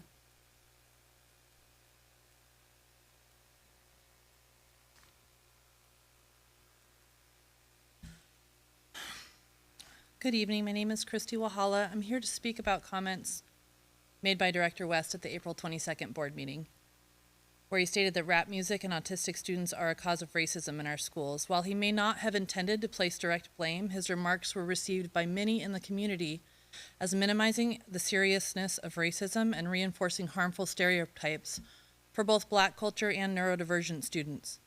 The impact of those words matter, especially when they come from someone in a leadership role. Blaming rap music, a genre that reflects the voices and experiences of Black communities, for students' use of racial slurs deflects responsibility away from where it belongs, on the systems and behaviors that we can and must address. We should be guiding students to think critically about the media they consume, not teaching them or modeling to them that culture is to blame for racism. Equally troubling was the suggestion that autistic students contribute to racism because they may not understand what they hear. This generalization is not only inaccurate, it's harmful. It stigmatizes an entire group of students and reinforces the false idea that neurodivergent individuals are more likely to cause harm. That is not inclusion, that is marginalization. Following these remarks, members of the community reached out to both Director West and the school board requesting a response, disciplinary action, or at the very least, sensitivity training. In response, most received a statement from Board President Wimberly, who wrote, quote, "I encourage you to reach out to Director West directly to share your perspective regarding his comments. When concerns arise, we encourage direct, respectful dialogue as a part of the culture of collaboration and conflict resolution we hope to model for our students," end quote. To my knowledge, Director West has not responded to those who have reached out. With respect, I have to ask, are we truly modeling conflict resolution, or are we avoiding accountability? In this district, when a student uses racially insensitive language or causes harm, there is an expectation of consequences: reflection, education, and repair. These aren't punishments, they're part of how we build a safe and respectful school climate. Why then is that expectation not upheld when harm comes from this board? Why are students held to a higher standard than the adults elected to lead them? If we want students to believe that words matter, then our actions must reflect that. Respectful dialogue is important, but when harm is caused, dialogue must be accompanied by accountability. This is why I'm respectfully calling on this board to issue a formal public apology for Director West's comments, one that acknowledges the harm caused to Black students and families and to autistic students and families by minimizing racism and reinforcing stereotypes. This is not about blame, it's about leadership, repair, and modeling the values we expect from every student in this district, every child, every day. Thank you. Thank you. And next we have Carol Rivera.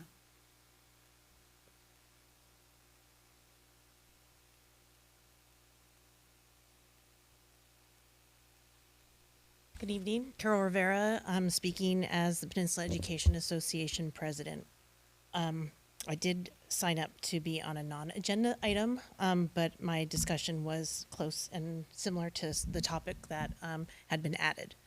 I think I just wanted to kind of put things in context in relation to the staff expression policy and a lot of the things that our school district and our community have been struggling with lately around that. I think that processes and different things are very complicated, and emotions and feelings are very real.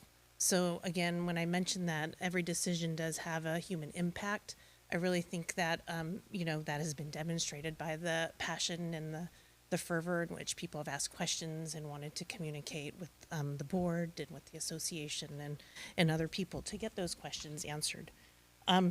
At first, I would just like to say that the suspension of the policy is something that the association welcomes. As Superintendent Barr discussed, we did travel to another district where the policy was originated. And the process that they undertook and the rationale for that policy is very different than how it's been perceived by our association, our membership, and the broader community. So having a policy that was intended to protect educators being misunderstood really just draws a line about the thoughtfulness and process that we need to undertake in a lot of the things that we do. From our reading adoptions to other pieces, we backwards design. You've heard that from many people as they come to here. And so I think that our contract is littered with, or peppered with, maybe it's a better word, shared decision-making, collaboration, all the decisions that we make and the things that we do together jointly with informed information really matters, right? So we welcome the opportunity to work with the task force. We have, as an association, identified some staff members who have been very involved and concerned about that, but this also is something that went through our district wellness committee, which is representative of every unit. And the concern of that was just to make sure that people are involved and that our wellness and well-being is considered, but also that we can have a share in maybe fixing things before they get to the place. I know that there's been a lot of difficult decisions that the board, the district leadership, and even the union have had to make. As you heard from Ashley, the process is very complicated, and that is my first and foremost concern, is always for those impacted educators. So I want to just leave with feeling heard, but we have work to do. Thank you. Thank you. Next is Eileen Osera. My name is Eileen Osera, and I'm the parent of 2 students in the Peninsula School District. Now I feel safe to say I'm also a proud teacher at Peninsula High School. Our teachers and staff are more than numbers. They are experts in their subject areas. They are highly capable teachers. They are important voices in curriculum adoptions.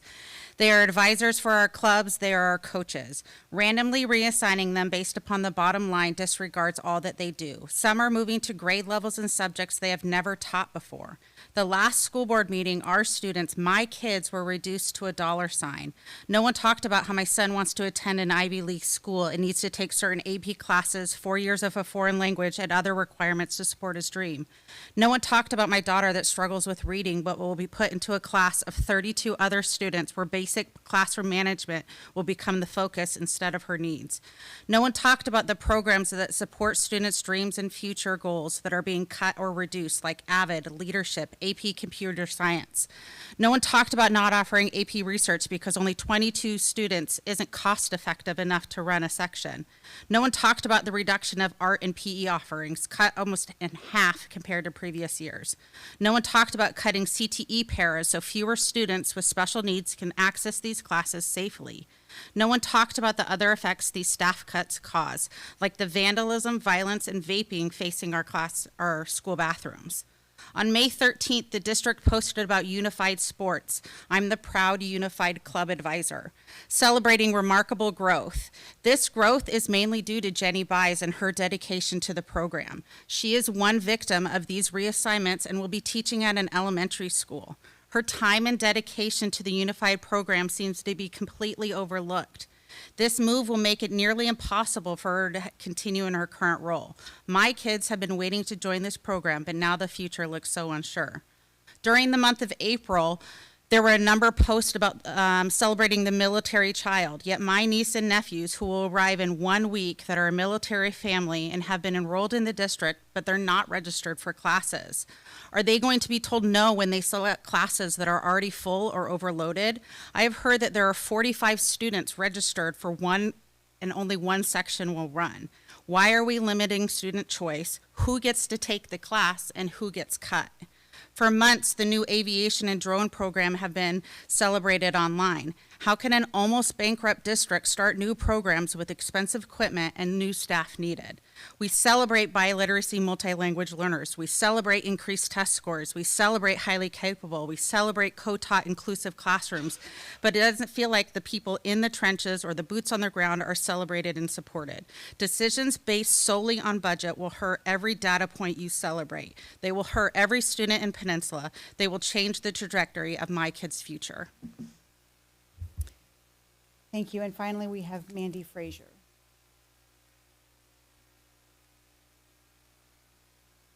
Good evening. I'm Mandy Frazier. Currently, I'm an 8th grader at KPMS, and we'll be going to PHS for 9th grade. I'm here to address the board about my concerns regarding the recent change of staff assignments and duties. Moving to the Peninsula School District towards the end of my 5th grade year is stressful. However, Mr. Herring and Mr. West's kindness, support, and overall understanding made it much easier to join a class and school full of strangers and prepared me to transition into middle school. Even though I was a mentor for a short period, Mr. Herring was an amazing and understanding principal. Mr. Herring is an amazing principal and mentor, then I wouldn't be able to be in advanced band, advanced DLA, advanced math, or do all of the ASB things that I do. His choice to put me in Mr. West's class improved my school life. Now I've been at KPMS for a little under 3 years. Each year I've been here, my love and importance for the school has grown. In 7th grade, I joined the ASB Cougar with Ms. Eichmann. I helped make posters, set up and see kids for assemblies. After school, I played girls basketball with Mr. Rivera and managed track and field. Now in 8th grade, I run tech, do announcements on Tuesdays and Fridays, and help out at ASB meetings while Mr. Rivera runs the ASB Cougar. For extracurriculars this year, I play girls basketball, manage girls soccer, and currently manage track and field, which is ending tomorrow.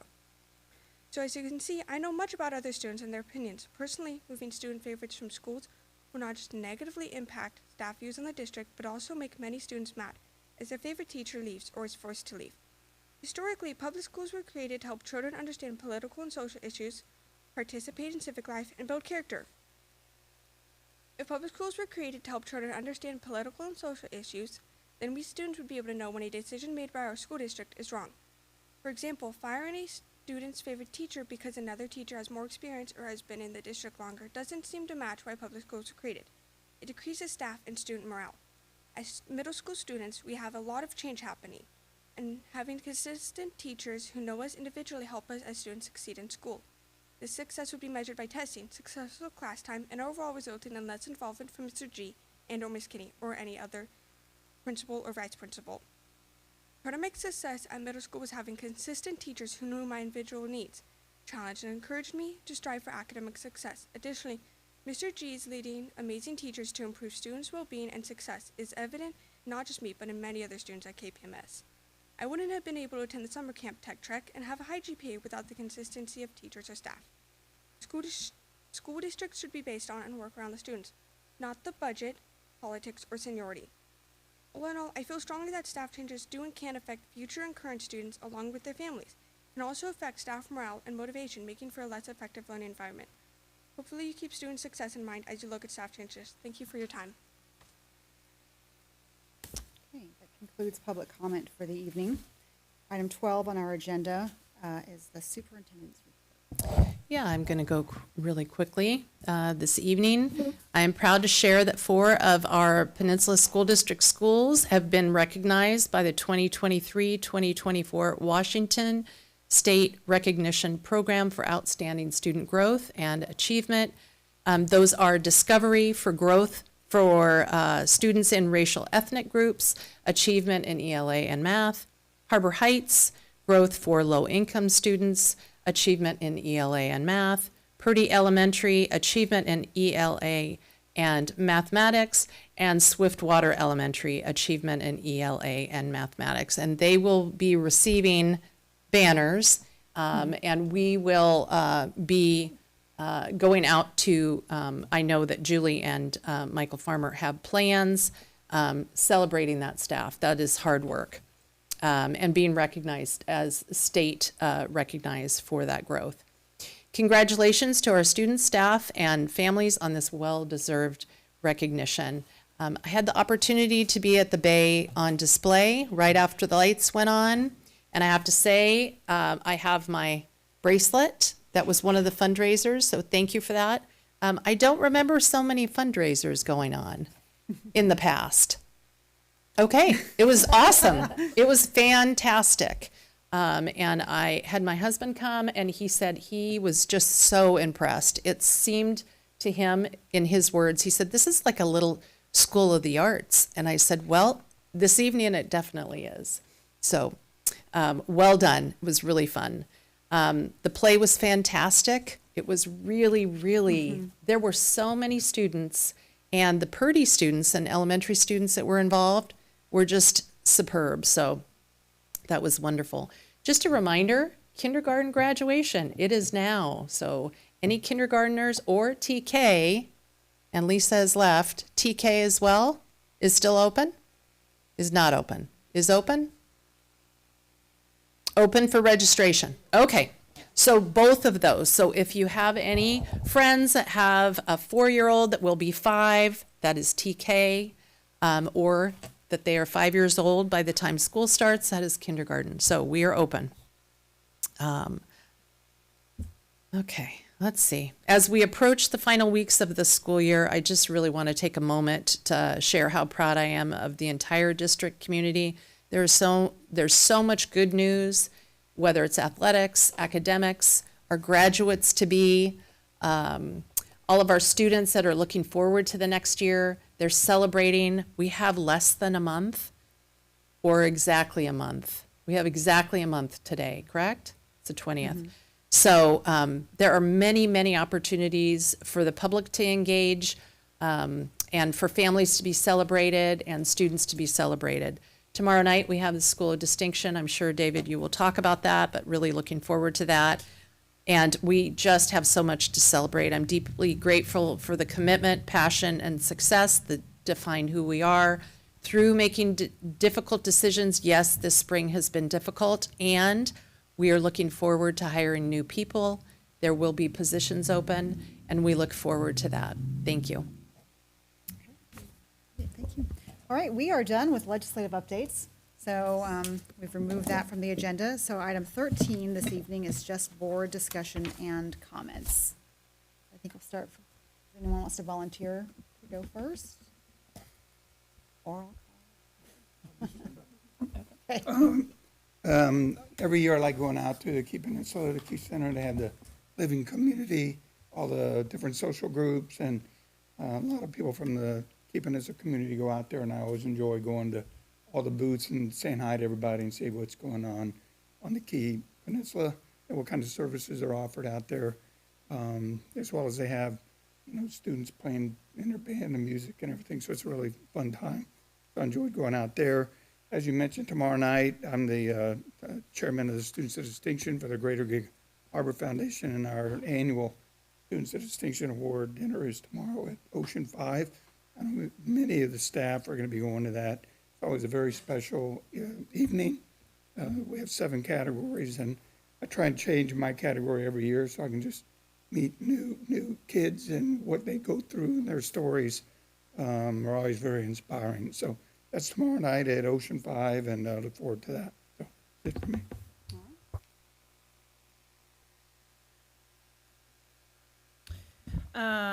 Just a few things. I had the great pleasure of being able to see Oliver with Director Glover last week, and holy cow, I don't think, I feel like that really set a new bar. The movement of all of the set elements back and forth across the stage, combined with the orchestra, combined with the costuming, and then at the end of the day, just the power of the student actors and their voices. I mean, it really blew my mind. So anyway, well done. I mean, that was really, really something.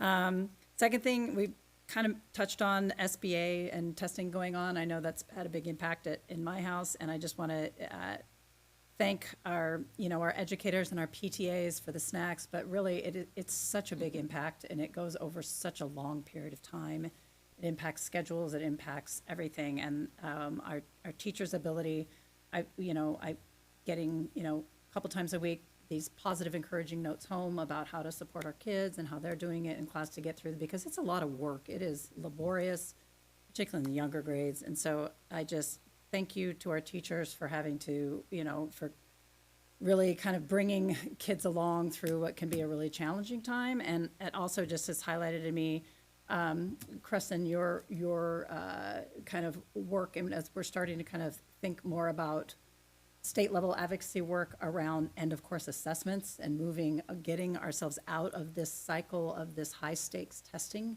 because I feel like we talk about it, we know what's best for kids, and these protracted, majorly impactful, one shot high stakes testing is not it, but we have to do it. And again, I really want to support you and all of us. And, this is this kind of thing I can see our whole community really over time starting to try to get behind and move towards. And the last thing, a really fun and exciting note I got to sit in on last night with Lisa Ray. And the Peninsula Schools Education Foundation gave their educator innovation grants last night. So over $20,000 is going to be awarded. And it was so awesome to see all of these different applications that came in. I think, there's always more, it's a competitive grant process, so there were quite a bit more asks than were able to be rewarded. But just seeing the creativity and the obvious passion that the teachers were bringing to these ideas, when, again, kind of like the contrast to the standardized test is to see, why educators do what they do, and it comes through in these grant applications, and they were just such a pleasure to read, and every one of them gets you excited about, oh, imagine if we could do this, and oh, imagine if we could do that. So I'm really happy that that foundation is able to do some of those, and so just I'll announce what those are once everything's all kind of finalized and stamped out. So that's what I have. Well, I remember at one time when the Peninsula Schools Education Foundation was looking at helping out the auditorium with a sound system for lighting. I was able to attend Oliver also with Chris and her and the kids, actually, her kids to it. And I was very impressed with the improving that went on when we had microphone issues. Somebody quickly came in and handed a microphone to the actor that was having trouble. And it just went seamless for us in the audience. I doubt that many people even noticed it. You did a great job. So I'm real happy to see that happening, that improvement for him. Looking forward to the band boosters. Some of the band members from Peninsula High School are going to be coming to my house to cut Scotch broom as a little fundraiser. I'm paying them, but it's going to the band, and so that's going to be a great thing to see them get some new instruments that they really need. They made their plea, and Also looking forward to graduation. I can see the enthusiasm out there. I've got a couple parents who have already elbowed me and said, you got to step up when my kid comes forward. So a couple of kids that I'm going to have to push you out of the way for when it comes to handing the diploma. And then just real happy to see our movement on the policy change. I'm really not going to say much about it, but I've been involved in government service through the fire department for a lot of years, and we've had policies and procedures, and oftentimes those things get rescinded also after they get implemented. But usually a policy is implemented with the procedure. And so, good to see that correction being made. Other than that, I'll shut up and let this meeting come to an end pretty soon. Talk for hours, because I got up at 2 in the morning.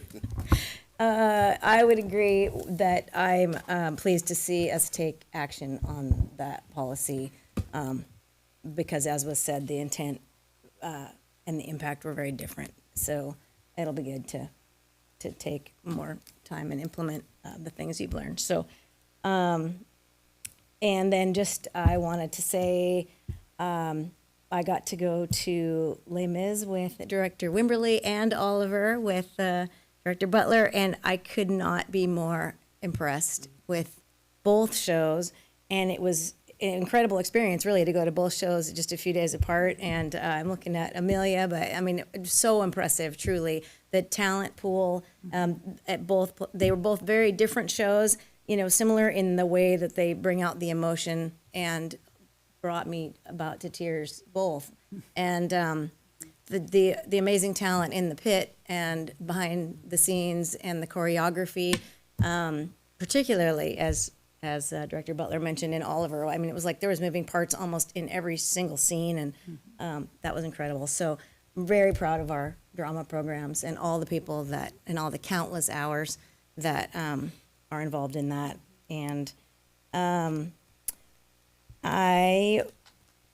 we had a really unique seats at Les Mis, because we didn't realize we were going to be able to attend on the day we did, and so we were able to sit like in some sort of partially obstructed seats right about 6 inches behind the pit, and so we were kind of obscured by the director, and but it was fascinating. It was the closest I'll ever be to being in the orchestra pit, and I felt like I was playing the violin actually the whole show. So it was a really cool perspective, and be able to see it from there. So anyways, I just might give a shout out to all the drama and choir and band and orchestra, all the people involved. So really proud of you guys. And also a shout out to all of our teams this week in postseason play. So that's always super fun to follow, and good luck to them.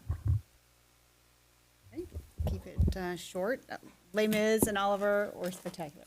Super fun. I mean, I'm just, same as anyone else, just blown away by the talent. I wanted to mention our nurses and administrative support staff that we've been celebrating these last couple of weeks. They do such a tremendous job. I mean, our nurses are front line with the kids, and I think, you know, our administrative support team, they don't always get the shine, but it's been nice to connect with some and just hear about ways that they support our schools and really keep things rolling. It's important that we recognize them and thank them for their work, and what they do is often the front-facing communications to our community. So the friendly voice, the person who picks up the phone, person who greets someone at a desk, it's really important. And what a great representation on their from them and for the schools. Sorry, that didn't come out well, but I love the Seal of Biliteracy Night, because I have a child who, we call him the human C-3PO. He loves languages. And as a military family, when we were looking at where to go, one of the reasons we chose Gig Harbor was because of the Chinese program that they offered here. That was 2017.